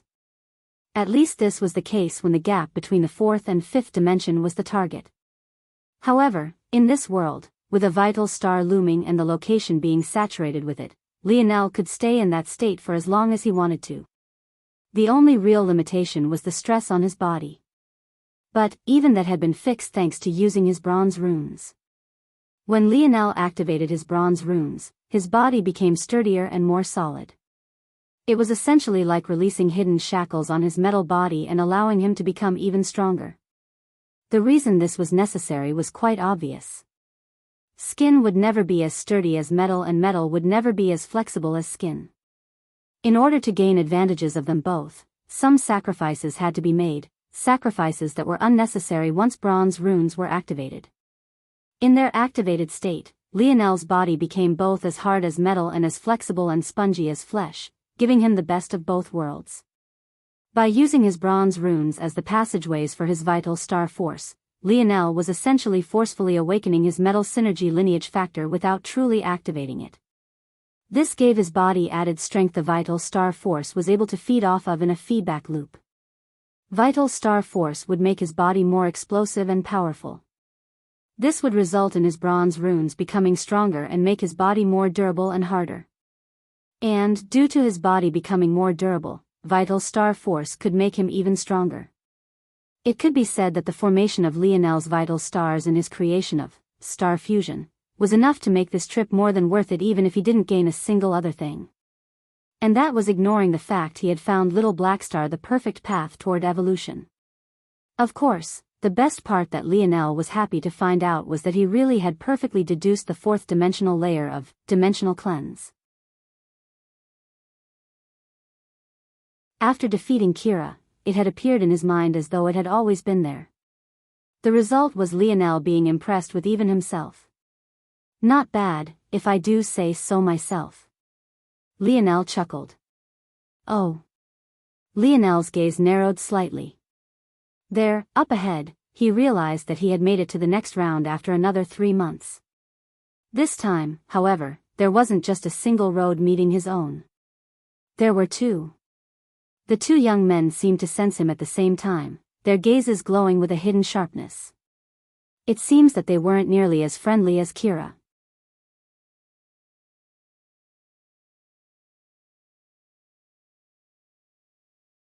Chapter 881. Lionel's steps slowed, his mouth shaping into a small O as he sucked in a long breath. The wind reacted to his action, a vacuum of swirling blue moving about as his chest expanded. Even before he stepped into the range of the two young men before him, his body was filled to the brim with force. The two young men looked at one another. Much like Kira, they had been waiting here for a long while. They couldn't exactly be considered as friends and were just acquaintances. However, what they did have was a tacit agreement. The easiest target here was as bright as day. Who else could it be if not the man who hadn't had a chance to rest? In a three-way battle, the number of variables were too numerous to account for. It was much easier to deal with what might come their way if they only had a single other person to worry about. In the end, the choice was obvious: kill Lionel first. The two young men slowly rose to their feet. He's in the fourth dimension, Richard. All the more reason to get rid of him as soon as possible. What are the odds, though, that he managed to meet up with someone weaker than himself during the first round? Something smells fishy. Richard's gaze narrowed. Now that he thought about it, making it through round 1 wasn't the only challenge in getting to this place. There was a month worth of battles to survive through as well. Though those battles were scaled by your own strength, helping you slowly squeeze out your own potential, by the time you got to this point, strength at the 5th dimension was a must. For most who entered this trial, succeeding in this second round was their goal. The 3 foundational layers of dimensional cleanse, along with the potential to birth up to 9 stars, was what was most enticing. As a result of this, it could be said that the first and second rounds were a massive filter. The creator couldn't just allow people a chance just because they wanted one, right? That wasn't how things worked. But it was exactly because this was such a great filter that Lionel's being here was so baffling. The moment Lionel's breath ended, his aura suddenly blazed. His runes burst to life, a gaseous star force emitting out from his hair, skin, and even eyes. It was clear that in the last 3 months, his star fusion had grown even more powerful. In fact, it had grown powerful to the point he knew that without opening the 5th dimensional gates of his metal synergy lineage factor, he didn't stand a chance at using it outside of this world. His hair became a long, gaseous, almost illusory river of force. His eyes lost the distinction of its irises, pupils and whites, becoming an orb of blue that encompassed it all. His body was wrapped by a beautiful blue fog, his runes shining a brighter and brighter diamond blue. The pupils of the 2 young men constricted, but Lionel had already bolted forth. If they could make the deduction that Lionel was the easiest target, how could Lionel not deduce what they were thinking? However, as far as he was concerned, it simply didn't matter. In this place? Against those of the 5th dimension? He was invincible. Richard pulled out a long rod. It was pitch black to the point it seemed to warp all the light that hung around it. Just by gazing upon it, one could feel its weight and heft. The second young man, who went by the name of Higlis, reacted just as quickly, a large hammer appearing with just a flip of his palm. It only took a single glance for Lionel to tell that these 2 were well into the 5th dimension. In fact, both were at Tier 7. Their strength was undeniable, and yet still several measures beneath Kira. It was clear to Lionel that neither was from a family anywhere near as strong as Kira's. Either that, or their talents simply couldn't match up. At least. The second was still a possibility until Lionel activated his spear domain lineage factor, causing his forehead to shimmer with a bright gold amidst all the sparkling blue. The moment he saw that the 2 before him didn't seem to recognize his lineage factor, it became obvious that the former was true. The only chance these 2 had was if their teamwork was seamless. Unfortunately, Lionel appeared before Higlis, his aura blazing. He had swapped a heavy spear into his hands, his momentum causing the air to fizzle and crack as it raced to get out of his way. His spear descended from above, his swing so forceful that even its sturdy polearm warped. Higlis' expression was unsightly. This level of strength, he would be hard-pressed to find it even in a person a half-step from the 6th dimension. What the hell was this nonsense? He had heard of geniuses that were capable of relying on universal force to cross dimensional barriers. But this was very clearly not universal force. In fact, the universal force he could sense was at the mere 4 seasons realm, not nearly enough to cross such a large gap between them. Higlis had never felt so humiliated in his life. He had always had the utmost confidence in his strength, and yet that was what he was about to lose in? Bang! Higlis' expression changed as a weapon cracked and shattered to pieces. He would have bet everything that it would be his own, and yet it was Lionel's own heavy spear that couldn't withstand the impact. And yet, he didn't even have the time to celebrate. It was right at the moment of his elation that the wall of pressure slammed into him. His legs bent to the point his back slammed onto the road, the polearm of his hammer was pressed into his chest, threatening to split his body in 2, and worse of all, he felt his orifices burst beneath the pressure, his body feeling as though it might implode from the inside out.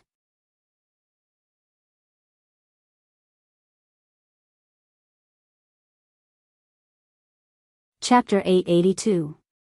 Higlis violently coughed up several mouthfuls of blood.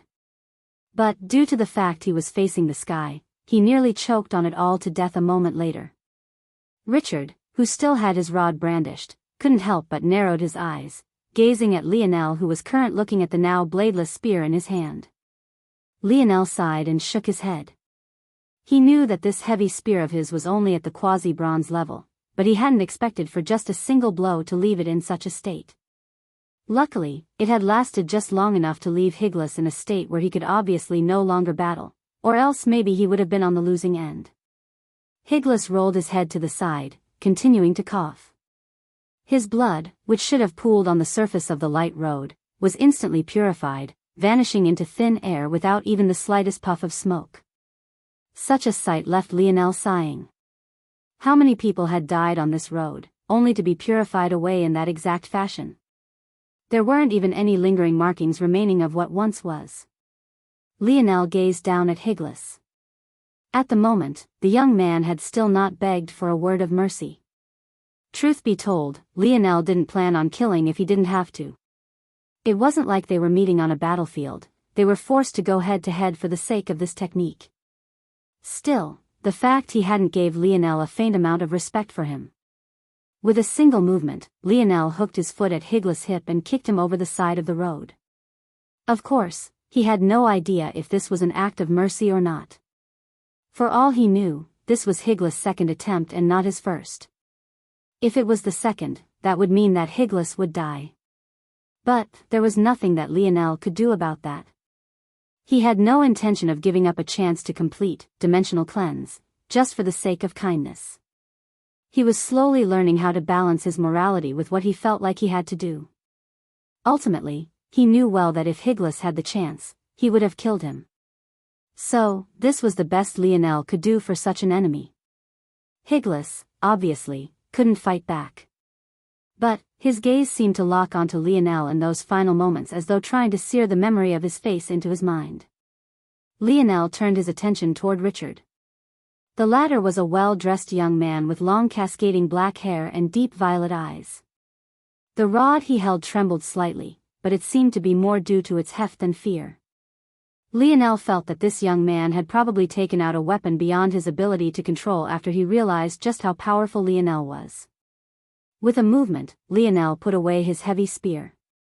He wasn't worried about it being broken since the spear domain heirloom had the ability to repair breaks to spears it had recognized. It seemed that he had gone a bit overboard. With Star Fusion, Infusion, the version he had used against Kira, he could have already defeated these two. However, he was using the second version, Star Fusion, Combustion, at the moment, which was most definitely overkill. It was unfortunate. He had wanted to test the third version he had come up with, but it seemed that he wouldn't get the chance to this time around. "May I know your name?" Richard asked, a smoldering fury hidden within the depths of his eyes. He had really needed to succeed here. He just had one step to go, yet such a roadblock had appeared. How could he not be infuriated? However, he was a person used to setbacks. He had been fighting against his brothers and cousins all his life. After many decades of hard work, he finally managed to get his hands on a map to the dimensional cleanse trials and had prepared for years for this very moment. The trouble was that even though this was just his first attempt, who knew when the next round would begin? Lionel thought that he was alone initially precisely because the trial began the moment he solved his puzzle. So, how could he not think this? But the truth of the matter was that this trial would only begin after a certain number of individuals activated the map. Lionel thought the world revolved around him when it was just that he just so happened to be the last to activate his own. One might think that this was a simple task, but this couldn't have been further from the truth. There were more maps than there were the number of people who could enter the trial at any given time. However, this didn't mean that meeting the quota was simple. How many were on their first try currently? How many would dare to start up their second trial immediately after the first despite knowing the risks? Wouldn't they take their time to grow much more powerful before trying again? How many were on their second trial currently? What would happen to their map pieces after they were teleported out of here? Whose hands would it fall into? How long would it take that person to decipher the puzzle? Most would enter from a safe, secluded place. So who knew how long it would take to find their map fragments again? With all these variables in place, it took an average of 100 or so years for the trial to reset itself and begin again. At the shortest, it was a decade. At the longest, it could even take a millennia or several of them.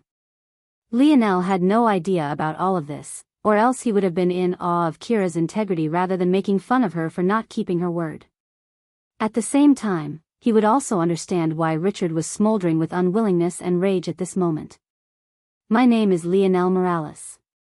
"And you?" Lionel asked politely despite the fact he didn't particularly care. Richard frowned. "Morales?" It felt both familiar and foreign to him for some reason. "My name is Richard Viola, let's have a good battle."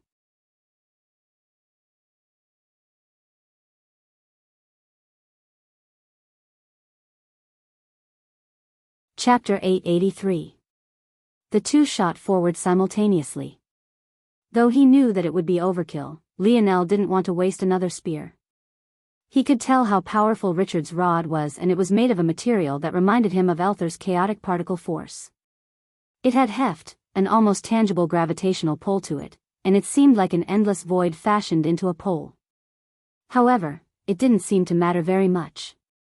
Lionel could tell that Richard's skill was top-notch, even beyond his own. Lionel was still refining his spear domain and hadn't touched many spears at the 5th dimensional level. In addition, he had spent much of the past few months tweaking and refining star fusion, because he knew how important it would be to his combat prowess in his world. However, though it was faintly beyond him, the gap wasn't enormous. And, while there was a small gap in skill, the gap in power was an almost endless abyss.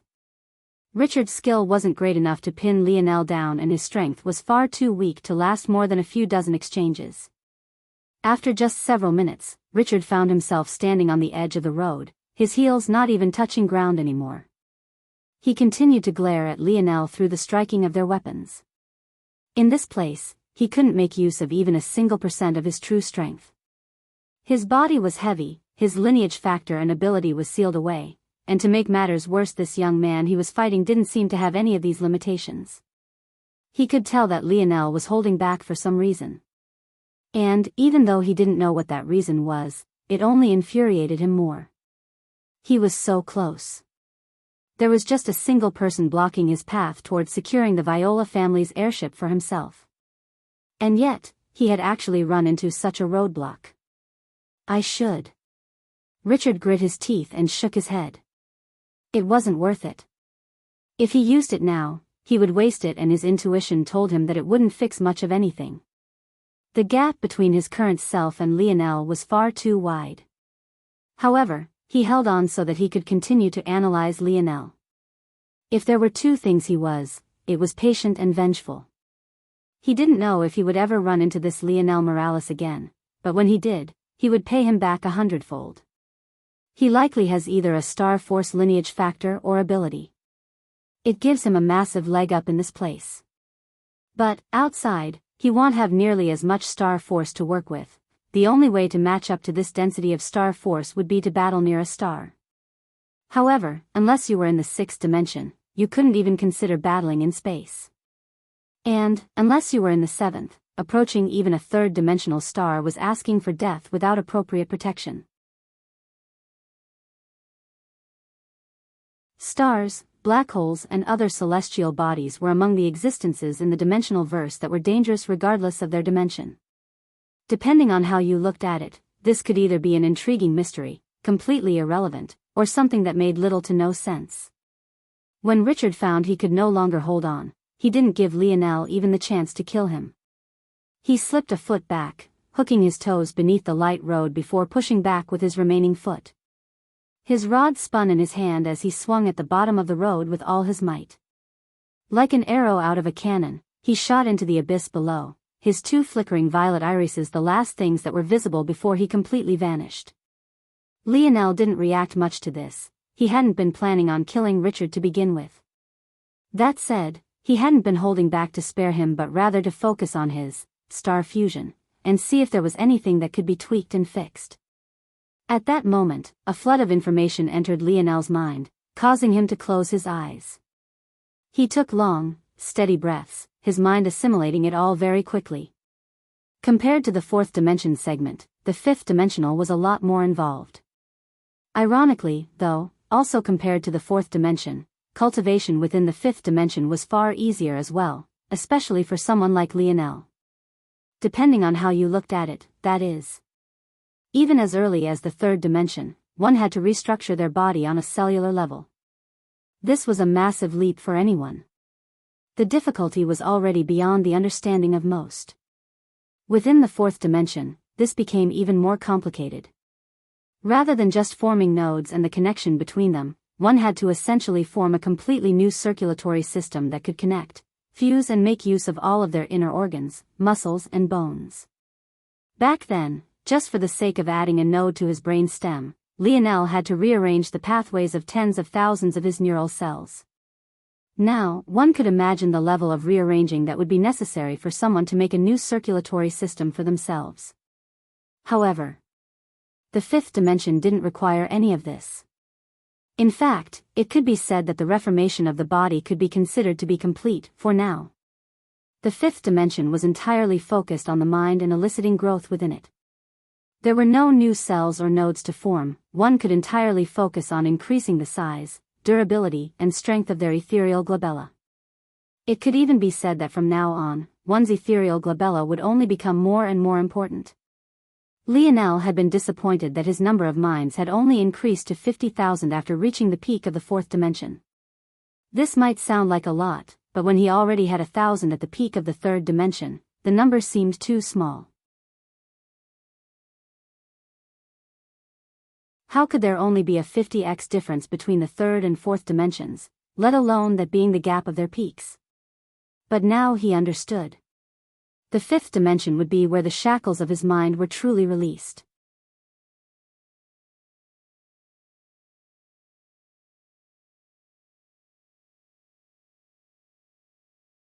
Chapter 884. Lionel's eyes opened, his gaze narrow. "I'll be ready soon." If there was anything staying in the third dimension for so long taught him, it was that there was always far more potential left to squeeze out than he thought. There was a point in the third dimension where he thought that his limit was 60 split minds, only for him to end up with over 1,000. Of course, this wasn't to say that Lionel planned to spend several more years in the fourth dimension. In fact, he planned on breaking through on this road so long as he was forced to. If he wasn't forced to, he would break through the moment he left this place. His reasoning was simple. The reason he had been able to go from 60 to 1,000 split minds wasn't because he had that much potential to squeeze out, but rather because his mind was already in the fifth dimension. It had long since been far more ready to reach that level than he had given it credit for. Such a large difference could be explained by his body slowly acclimating and growing stronger within the limitation of the third dimension. Lionel had a feeling that even if he had broken through back when he only had 60 split minds, he would have still gained more than 10,000 after reaching the peak of the fourth dimension. Still, the reason Lionel wasn't breaking through immediately wasn't for his mind.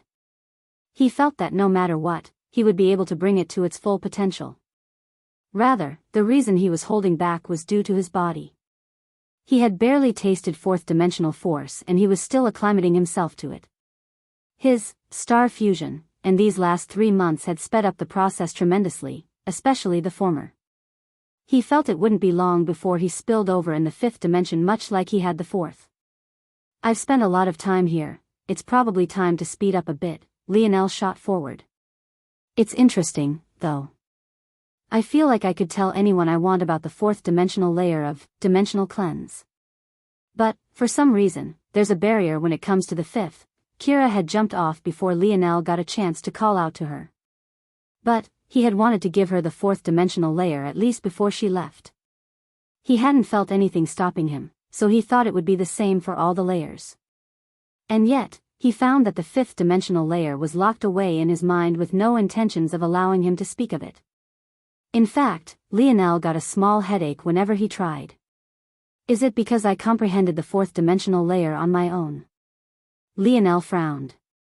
When he heard that dimensional cleanse could be practiced alongside other techniques, he had already had thoughts of passing it down to his brothers. But now, it seemed that things weren't so simple. What if I dissect and comprehend the fifth dimensional layer on my own, too? Would that be possible? Lionel wasn't sure, honestly. Could you learn something you already knew? Lionel felt that there was a subtle difference he might be able to take advantage of. Of course, what he didn't seem to realize was just how utterly ridiculous what he was thinking of doing was. Comprehending the fourth-dimensional layer on your own was shocking enough. But, to even attempt to do so for the fifth. Suddenly, Lionel's eyes widened. He crossed the barrier at which a spirit warrior should have appeared. By now, they were appearing every 20 or so meters, so he had already been prepared to go all out. But, the reality was different from what he expected. A spirit hadn't appeared at the 20-meter mark. In fact, even after traveling over a kilometer, he didn't find one. When he was about to hit 10 kilometers, Lionel's senses caught onto the faint traces of a barrier. It was the same barrier he sensed whenever he had yet to defeat a spirit, and also the same barrier he sensed during his battle with Kira and those two young men from before. But, this time, there was no spirit warrior. A puzzle. Lionel blinked before his lips spread into a wide grin. This was what he was best at. What he didn't expect, though, was that for the subsequent puzzles to take all 50,000 of his split minds to complete. There was nothing simple about this trial in the slightest. However, Lionel's speed compared to others at this point was like a night and day switch of before. By the time he made it to round 3, there was no one around but himself. He had actually managed to bridge a gap of almost half a year in a single round. On a moon covered in red dust and sand, a portal opened up. Slowly, but surely, several figures walked out, each more ravaged and injured than the last. Even still, many of them could only look toward the back of a particular young woman with reverence clear in their eyes. Her armor was caked with blood from top to bottom, some of it having yet to completely dry. The grip she had over her battle axe hadn't weakened not even a single measure in all this time. And, even now, her back was straight and true. The depths of her eyes carried an emotionless cold that was hard to meet with any gaze. Samson was among the last to come out. In truth, he seemed to be in the worst condition, even having lost an arm. He would have died had it not been for Aina being far stronger than any of them thought. In fact, all of them would have died. He looked toward her back with a hint of worship. He had never managed to catch a glimpse of her face, but maybe that was for the best. He felt that such a warrior shouldn't be blasphemed in this way just because she was a woman.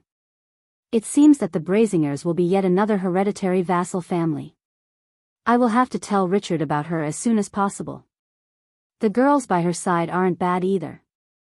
Who would have thought that this would have been a unique zone?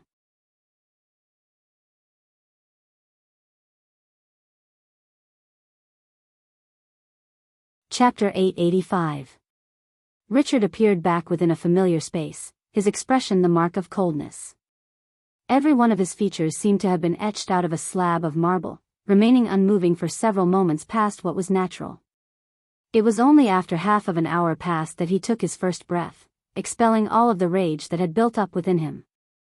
Looking down at the map piece in his hand, he stored it within a hidden spatial compartment in his belt, his expression returning to a normal baseline as though nothing had happened. After another deep breath, he steadied himself completely. There were still a few years left. He already had a lead amongst all the other potential heirs, and this would have just placed him far above them. But, since things had ended like this, he would have to find another way to end this competition for good. He had still managed to gain the fourth-dimensional layer. If he combined it with the third-dimensional layer, should he be lucky enough, he might not have to worry about not having received the fifth-dimensional layer. By now, the others should have found the stars I'm looking for. I'll complete the first 2 layers first before moving on with the next step of my plan. Richard was about to make a move to communicate with his subordinates covertly, not wanting anyone to know that he had returned just yet, when he realized that he had actually already received a message. Toward this, he couldn't help but raise an eyebrow.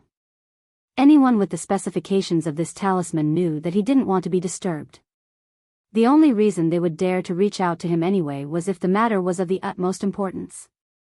As expected, Richard had hardly begun reading into the specifics when his pupils constricted. A unique zone related to the Silver Empire?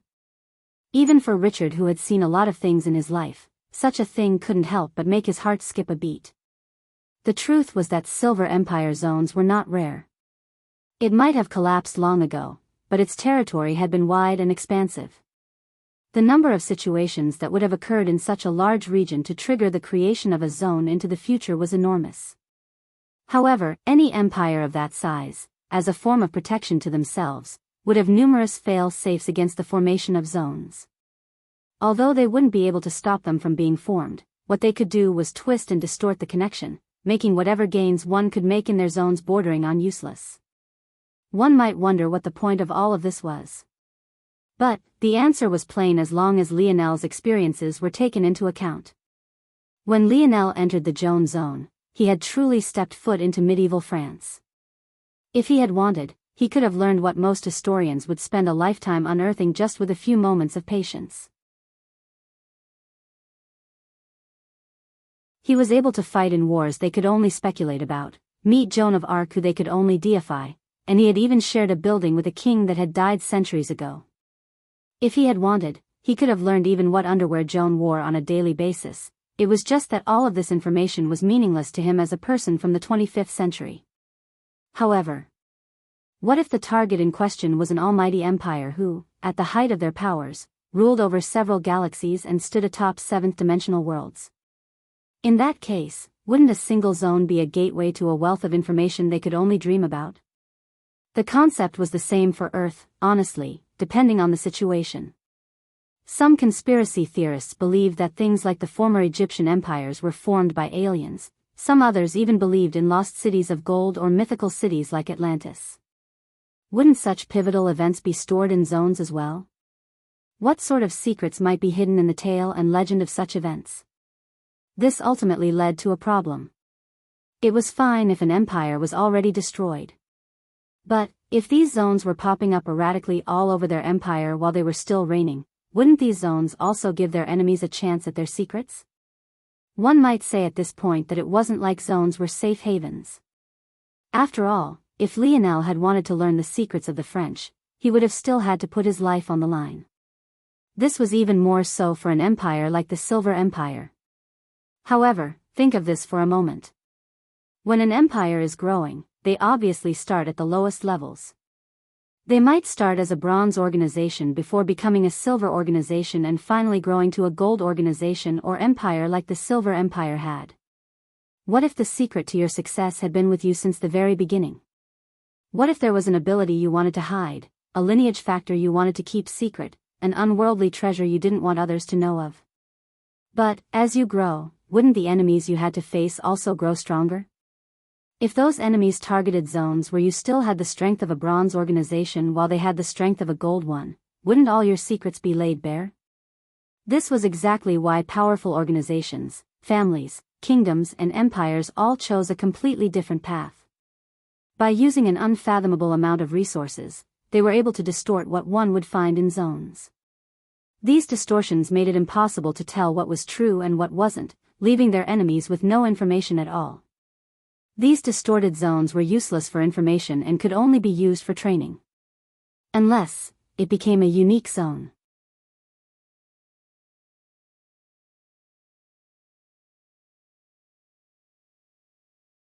Chapter 886.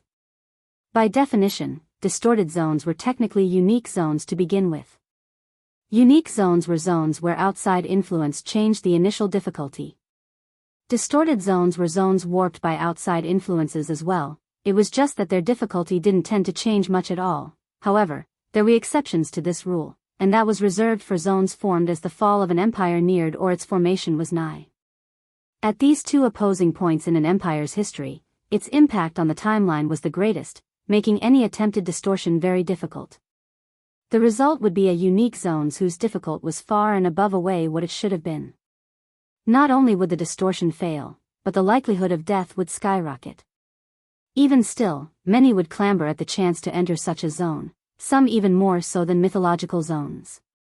After all, a mythological zone was a random spin of the wheel. There was no telling if you would get a magic system that was powerful or weak. However, a unique zone that had been distorted was almost a guaranteed jackpot as long as the empire was powerful. By now, Richard's reaction to it all was more than just a little bit justified. The Silver Empire more than fit the bill for what was worth it. However, he soon calmed himself. For one, the timeline that Aina and the others had entered had been the Empire's infancy, not near their downfall. Samson had long since said that they would be meeting a young General Phi. That alone spoke for itself. Though it was possible for the Silver Empire to have grown off the back of some ultra treasure that this zone would unveil the existence of, the likelihood was small. Most empires didn't rise like that, so Richard wouldn't put his hopes into such a thing. Many of an empire's trump cards came later as they accumulated wealth over thousands of years. The second reason Richard calmed himself was because of the rules of the Viola family. He could probably ignore them usually, but Samson had been tasked to do a duty that he was meant to have done. Obviously, this meant that all those who participated were high profile and exactly the people the rules were created for. Simply put, he couldn't just snatch their gains because he felt like it. It would be one thing if Samson was the one to accumulate all the wealth of information, but from what he could tell from this recounting, the one to having likely benefited the most was a woman by the name of Aina Brazinger. Richard's eyes narrowed. Samson had left behind a glowing assessment of this woman and he trusted Samson's judgment. She also seemed to be the daughter of vassal Miel Brazinger, which was good because Miel hadn't chosen a side yet. He seemed to have wanted to stay neutral. If Richard could get Aina to his side, wouldn't it be like also having Miel as well? Even if Miel didn't see it this way, what would the other heirs think? This could work. But geniuses like this are often haughty and she seems to have the right to be. Samson describes her as cold and detached. Approaching such a woman would border on impossible. Richard wasn't foolish enough to believe that he could charm his way through such a situation. Even though he was quite confident in himself in this regard, to have such a woman warm up would take years. In fact, in his experience, unless you got to her quite young, it would be almost impossible. At the same time, though, depending on the kind of cold and detached she was, things could also be easier. If she was the prideful type, then Richard could forget it. But, if she was simply the cold and unfeeling type, she would be easy to convince with logic and reasoning. The latter type of woman wouldn't hesitate to even marry him so long as his pitch was convincing enough to her. One step at a time, Richard thought as he read the information to himself all over again. This Yuri seems like the best bet. She is far more social and open than Aina is. Also, this Aina seems obsessed with training as well. For now, I don't need my training resources. Giving them to her in exchange for her joining my side might be something she finds easy to accept as well. Richard thought of many plans, all of them he felt were viable. So, he put several into motion. Once he was finished sending out orders, his gaze flashed with a cold light. Lionel looked around, baffled. There really was no one else around. But, looking at the roads, it seemed that 6 people were supposed to meet together. Was this supposed to be another battle like before? Or was everything going to be related to puzzles now? Lionel was actually quite eager for the 6th dimension layer. He had been analyzing the 5th dimensional layer for a few weeks now, and the more he delved into it, the more fascinating it became. Practicing the 5th dimensional layer, unlike the previous 2, was like an act of silent meditation. It all happened in the mind, and one's concentration and comprehension of the technique decided how fast it went and how pure the force you absorbed was. It was just that Lionel had never expected it to grow so complicated. But, the more and more he observed it, the more he got the feeling that the 5th dimensional layer reminded him of something oh so familiar that he practically worked with them every day. Force arts.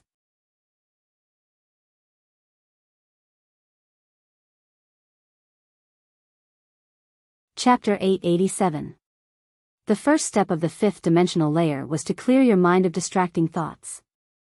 After this was the visualization.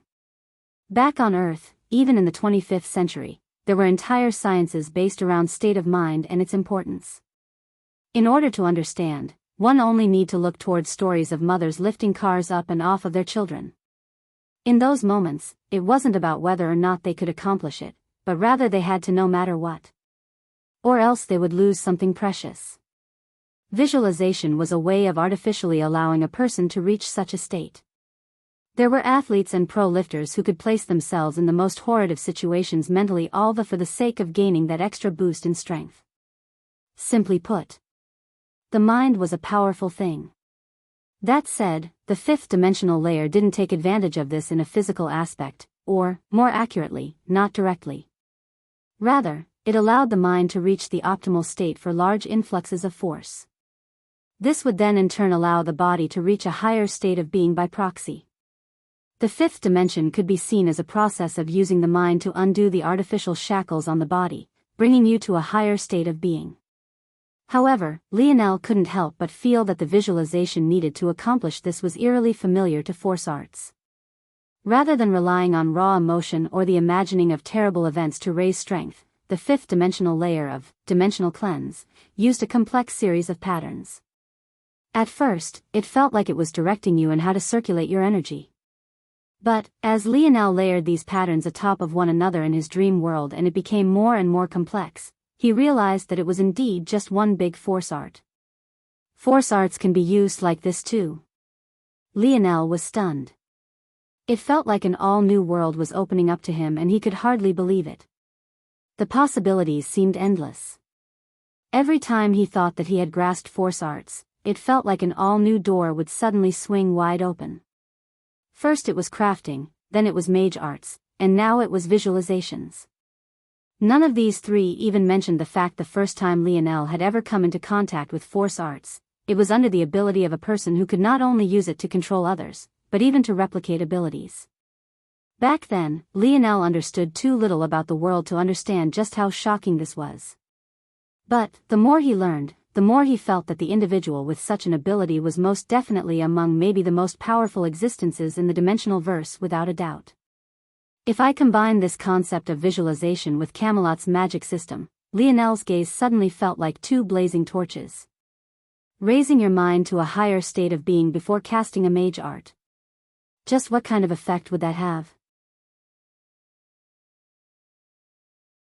Would it allow him to cast mage arts beyond his capability? Would it allow him to use less dream force in exchange for the same power output? What kind of effects would it have on his night arts? Lionel knew that he was getting far too ahead of himself.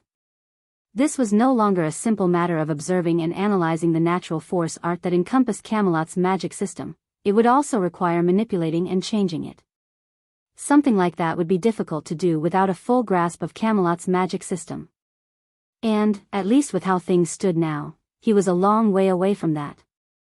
A more realistic goal for now would be to take the next step forward in the wisdom branch of my snowy star owl lineage factor.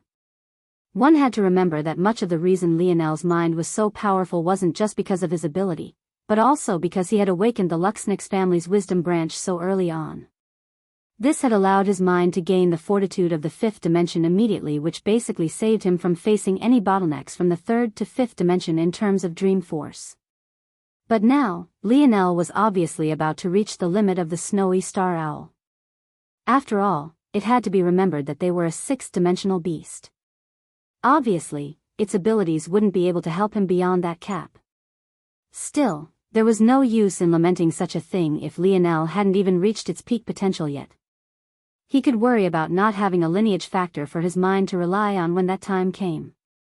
But, for now, he had to find a way to progress first. The good news was that Lionel already had a pretty good idea. The evolution paths for the snowy star owl were quite narrow when it came to the wisdom branch. Lionel had already faintly touched on the next layer as well, the snowy star owl's eyes. When Lionel evoked his snowy star owl lineage factor, sometimes its eyes would appear to his back. It didn't take much thinking for him to realize that this only happened when he entered his most calculative states. Lionel had been confused about this in the past, but after piecing together the intricacies of visualization to the fifth dimension. What if the snowy star owl's eyes were intricately tied with this? What would happen if instead of just manifesting those sharp eyes, he imagined and meditated on them? An interesting thought. It might work. Lionel lulled his boredom away with countless streams of thoughts, eliminating the useless, lingering around the maybes, and latching onto the most promising. However, just as he was ready to wait for months like he had done to others, he suddenly sensed the barriers before him vanish. Lionel was shocked. He didn't have to fight. What was going on? Lionel didn't even get the chance to think very much before a flood of information that almost split his skull in two assaulted his mind.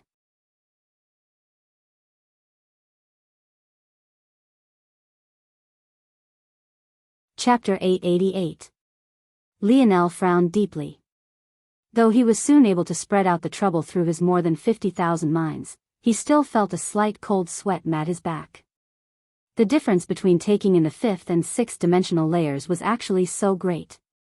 He felt that if he had tried to do this while still in the third dimension, his head would have exploded into bits of bones and gore. He hadn't even realized that there was such a lurking danger in this place. But he was even more surprised by the fact that there was actually no one around him at all. What Lionel didn't know was that the reason there were so many roads connecting into one was precisely because it was so rare for many to make it this far. After the first 2 rounds, things only became more difficult. There weren't a small number of individuals who were forced to give up after reaching a puzzle that was far too difficult for them to complete. Those on their second attempt who weren't confident in crossing to the third round would definitely leave after getting the fifth dimensional layer. As for those on their first attempt, it was rare for them to even clear the second round, let alone making it into the sixth. Most would drop out after gathering the first 3 layers of dimensional cleanse, because they were all aware of one simple fact: unless you could form at least 3 stars between the first 3 layers, completing the 6th dimensional layer and beyond was impossible. The result of all of this was the second round becoming a major watershed moment where most would drop out. Usually, this would mean that one would gain an easy pass to the next round. However, the road of puzzles had something different in mind. When Lionel finally regained his bearings and felt okay to move again, the first puzzle he came across made his lip twitch.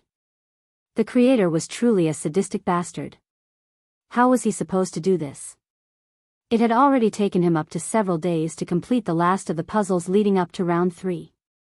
But, just at a cursory glance, Lionel could tell that it would take him that long just to make a dent in this one. As for how long it would take him to actually complete it, at least a couple weeks. Unless, Lionel's gaze sharpened. It had been a long while since he used this. As time passed, his mind grew so powerful that he simply didn't need it. But now, it seemed that he would definitely have to rely on it again. At that moment, a heavy, ancient aura began to accumulate around Lionel. Auspicious air. Ancient aura. Heavenly enlightenment. Whenever Lionel gazed upon the natural force art he had gained from the force crystal mine eruption, his mind would enter into a state of overdrive that even his ability alone couldn't reach.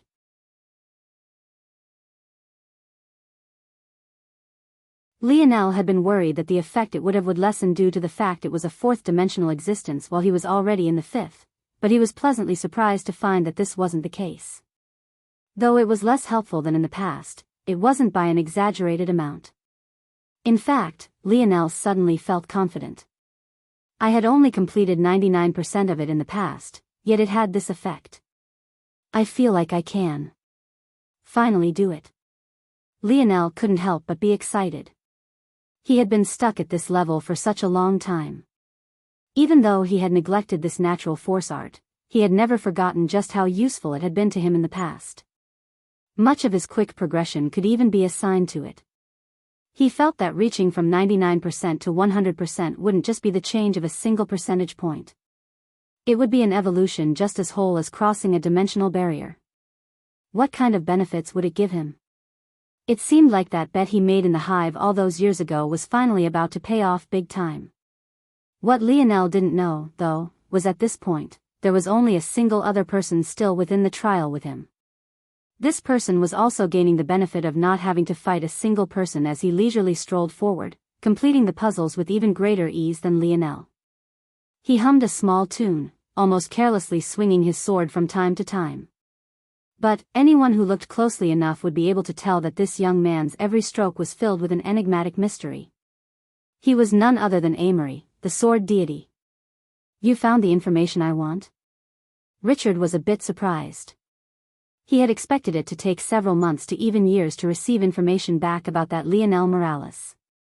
After all, the dimensional verse was an enormous place. Finding a single family, even if it was one as powerful as a 6th-dimensional one, would be almost impossible, in a short time, anyway. Yet, Samson had come back to him with an answer barely a week later. At that moment, Richard was flying in a sleek black space shuttle. It was outfitted with the latest stealth technology. Though it couldn't hide his activity from the old fogies of his family, he didn't need to hide from them. He just needed to keep his movements secret from the other heir candidates. From his vantage point, he could see the 3 planets that revolved around one another. In truth, each of these 3 planets was ruled by a different 6-dimensional family. The black and purple one was for their Viola family. The other 2, the planet with the mountains that looked like horns and the other that looked like a polished golden marble with swirling white clouds, were controlled by 2 families just as powerful. As for the history behind this, it was long and complicated. Whenever Richard saw the 3 of them like this, he couldn't help but think back to it. After hearing Samson's explanation, though, his gaze couldn't help but narrow. Richard suddenly couldn't take his eyes off the golden white planet even as his ship sped into the distance.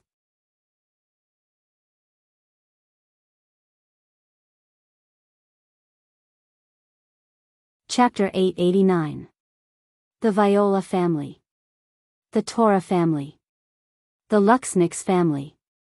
The 3 revolve around one another, maintaining a balance within this region of their tri-pillar galaxy. It could be said that they were friends, rivals and enemies all in one, each keeping the other in check but all 3 being interdependent on one another. In his wildest dreams, Richard never thought that he would run into such a matter. In fact, it was even more shocking that such a matter had been hidden from him for so long. The potential implications of such a thing weren't simple at all. If he used it properly, this bit of information could be even more useful to him toward claiming heirship than even the 5th-dimensional layer of dimensional cleanse would have been. Of course, that was also depending on the details surrounding this case as well. However, Richard felt that he had grasped 90% of the story the instant Samson passed this information on to him. What was clear and obvious immediately was that Lionel didn't share the Luxnix name. This meant that it was the maternal side of his family. This point alone made a lot of things make sense, especially since it coincided with some things that the Luxnix family hadn't managed to hide so well. Wasn't such a thing all too common? Woman of a powerful family falls in love with a weak man. The result is a child out of wedlock that is looked down upon by his family. Ultimately, the man and son are either killed off and chased away, while the woman is locked up under house arrest as a reminder to future generations to not dare to make the same mistake. All the while, the son's name is stricken from the family records as an undying stain on his life and legacy. This story was simple enough and it lined up with quite a few things. About 50 years ago, the Luxnix family suddenly came out guns blazing with a genius on the level of which the 3 families had never seen before. The most shocking part was that she was a member of Richard's generation, so he had personally lost handily at her hands once before. It was the kind of loss that left an untenable mark on his psyche that he hadn't managed to leap over even after all this time. To make matters worse, back then, he had already been well into his teens while that little girl was barely over 10 years old. However, that girl also vanished years later without word, rhyme, or reason. The Luxnix family seemed to have completely forgotten about her as though she never existed. If those 2 timelines were fused into one, Richard's eyes suddenly glowed with a fierce light. Would he really get revenge on that little girl in such a way so decades later? He had always wanted to wash that shame away, but he had always meant to do so with his fists. However, that girl had already vanished even after he became so confident in himself. Richard's lip curled. What a present indeed. He had thought that Lionel was a devil come to ruin all of his plans and test his resolve. Who would have known that he was actually a guardian angel come to hand him such a victory on a silver platter?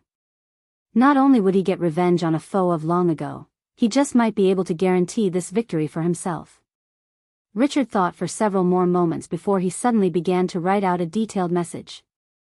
Even as Richard began to scheme, he had no idea that the story he had deduced couldn't have been further from the truth. However, there was a reason he didn't bother to wait to see if his deductions would be correct or not. It was because it didn't matter. The mere fact he could comfortably deduce this at all made it believable. And believable was all he needed. Lionel had no idea what was happening so far away, nor did he know what kind of storm such a casual interaction would bring about. In truth, he had already mostly forgotten about Richard. How big was the universe? How could he ever just assume that he would have such a connection with this person?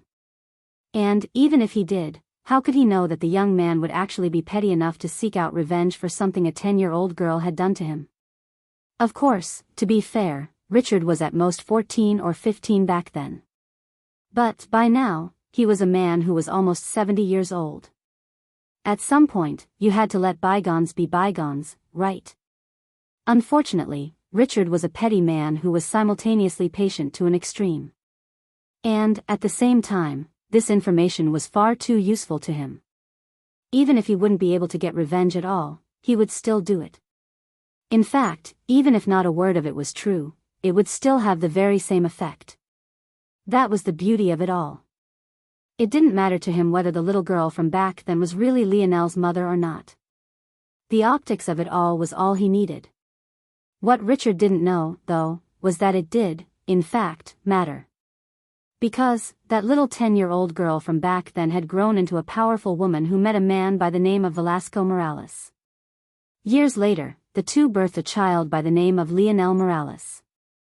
Lionel Morales happened to love his mother very much.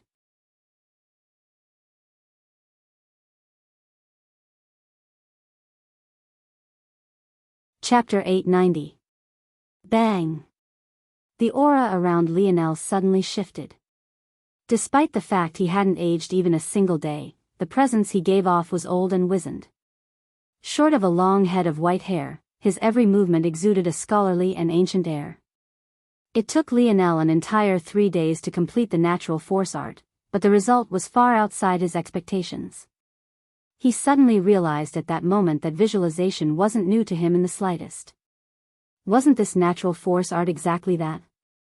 Just gazing upon it rose his mind to an elevated state. Even if it wasn't permanent, with Lionel's mental fortitude, he could sustain it for much longer than most others would be able to. At the same time, as long as he was in this elevated state, he felt like his mental capacity had risen by more than 10 times. Something clicked for Lionel at that moment. The fifth dimensional layer. I can't describe all of it, but I suddenly feel like if I tried, I could pass down some portions of it without being stopped by that mysterious force. Lionel had grasped that subtle difference between knowing and understanding.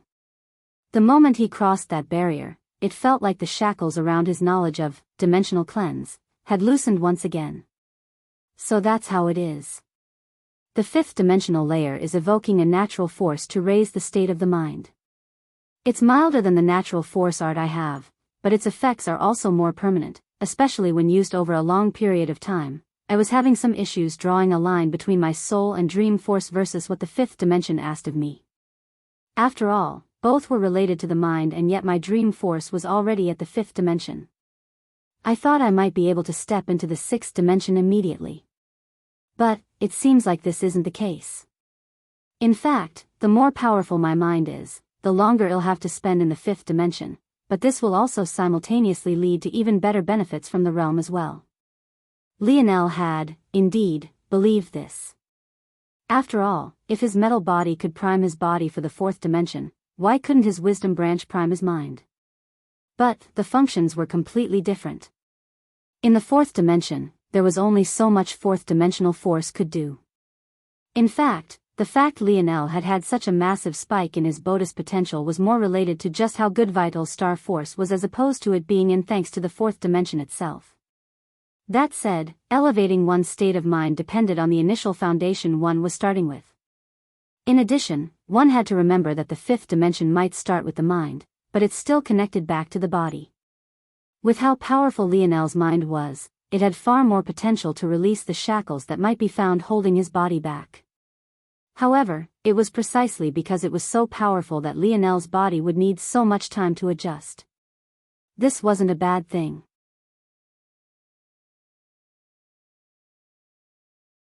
Even though it would take more time, Lionel would also have more steps forward to take compared to anyone else, allowing his growth to be far greater as well. Awakening his wisdom branch so early on had already been a great help to him in the recent years. But it was only about to get even more useful. Let's finish this. Lionel's eyes opened, auspicious air still hanging around him in a heavy fog.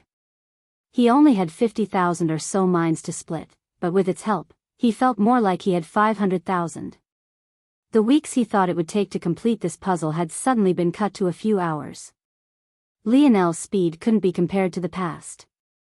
He found himself sweeping through puzzle after puzzle, each more complicated than the last, with an ever-increasing pace. Although he couldn't use his auspicious air continuously and endlessly, it was for more than long enough to get solid breaks in between. At the same time, Lionel was realizing that these puzzles themselves weren't so simple either, and that wasn't just about their complexity. All of these puzzles seemed to be variations on the map puzzle that allowed him to come here.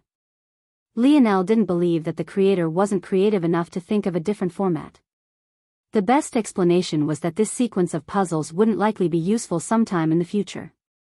Unfortunately, even after completing the natural force art, Lionel got the sinking feeling that he wouldn't be able to reach the end of this road. The path toward the fourth round was growing in difficulty with every passing second. In fact, the progression of the difficulty was far faster than it had been on the path to the third round. By now, the puzzles were already down to clusters of just a few billion atoms while the scope was simultaneously growing larger and larger. Every minute change had an exponential effect on the surroundings that was giving Lionel an increasing headache. If things continue like this, they'll be forced to break into the fifth dimension before I even reach the fourth round. But if I am, how could I ever make it to the fifth? The truth was that Lionel didn't even know if there was a fifth round at all. A fifth round would imply that dimensional cleanse had an eighth dimensional layer, while a sixth would guarantee a ninth dimensional layer. Due to the silver tablet, Lionel had already been made aware of legends of a ninth dimension, but even the dictionary only mentioned the eighth. And, when it did so, it spoke of the eighth dimension exactly like the silver tablet spoke of the ninth. An ethereal, mythical state that might not exist at all. Except for the fact the Morales family's metal synergy lineage factor also had 5 rounds. But the question was dimensional cleanse also so transcendent? Lionel bit his teeth hard. I can't continue.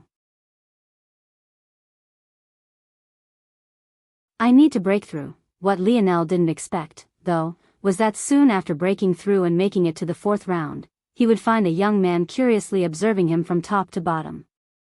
All before that young man's gaze landed on the spear domain heirloom on his finger. Huh. How interesting. How did such a thing end up in your hands? Just 2 today.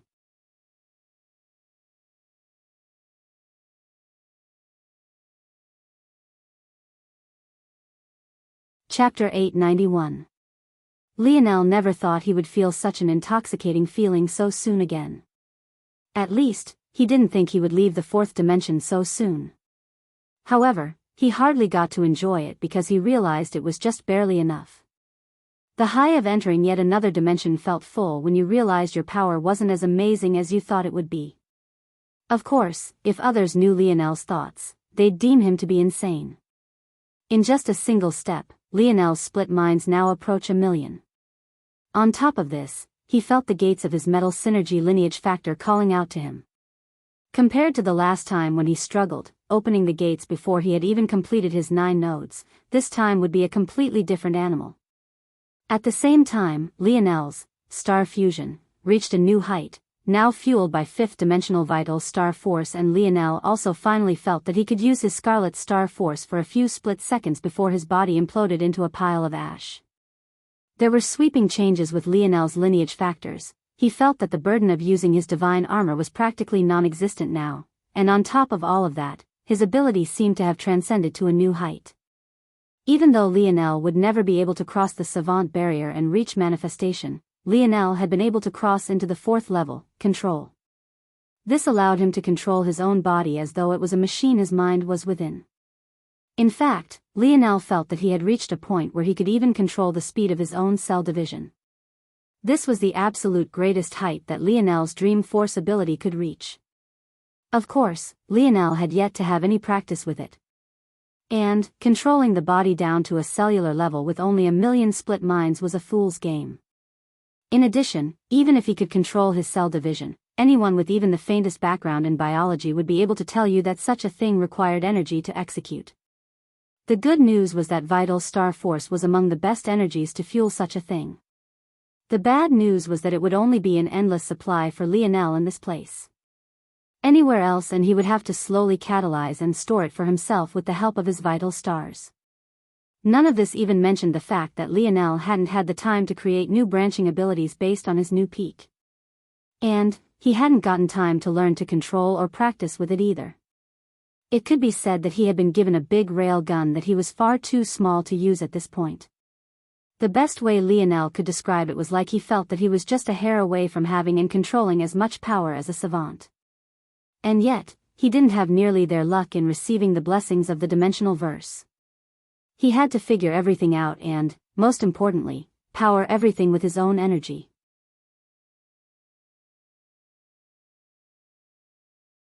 All of this, not to mention the ever-increasing difficulty of the puzzles he continued to run into, dampened what should have been a happy moment considerably. The only good news was that he had been here for long enough to solidify himself in the fourth dimension. But it seemed that the bad news was intent on continuing to come. Lionel stared at the young man in front of him. Though his expression was closed off and gave nothing away, he felt a solemn feeling welling up in his heart. The intuition of the primitive consciousness had only grown stronger and more potent after being incorporated into Lionel's spear domain lineage factor. With that potency came an increased sensitivity toward danger. It was just that Lionel hadn't run into any such opponents since he realized the true purpose of his spear domain lineage factor. However, right now, it was screaming at him, screaming that even if he used the third form of star fusion, even if he was released from the shackles this world had on him, even if this young man was under double the suppression he was currently under, none of it would change the inevitable outcome. Lionel didn't respond to the young man's question. Instead, he looked at the sword in his hand. It only took a glance for Lionel to tell that the young man was holding a normal wooden sword. It reminded Lionel of the first primitive spear he had ever managed to take out of the spear domain heirloom. However, Lionel knew for a fact that if he took out the primitive spear right this moment, the level of danger he exuded wouldn't even be half of the young man's. Amory didn't seem to care very much for Lionel's response. He only continued to look at the ring. Well, this is pretty lucky, if I do say so myself. Amory smiled. I'm quite a fan of competition, but if I'm to be honest, I could have defeated you back when I was still a toddler. So, I don't think there's any real point to this, right? I'm not a bloodthirsty man, so I can let you live. But, you'll have to hand over that ring. I happen to know someone that would be far better suited to it than you. I'd like to have a good battle when the time comes, and I have a feeling you won't be able to give me one. Lionel didn't respond to this, but that didn't change the fact that he was confused by the young man's words. He wanted to give his ring to someone else so that, when the time came, he could have a better battle than he would have otherwise had with Lionel? What was that supposed to mean? Seeing that Lionel didn't respond, Amory sighed and shook his head. Forget it, forget it. Every time I try not to end things with blood, no one wants to listen. Amory took a step forward and brandished his wooden sword. I don't like to give second chances. You're tuning into the Carefree Valley YouTube channel. Don't forget to subscribe and join us on this journey to catch the most captivating stories.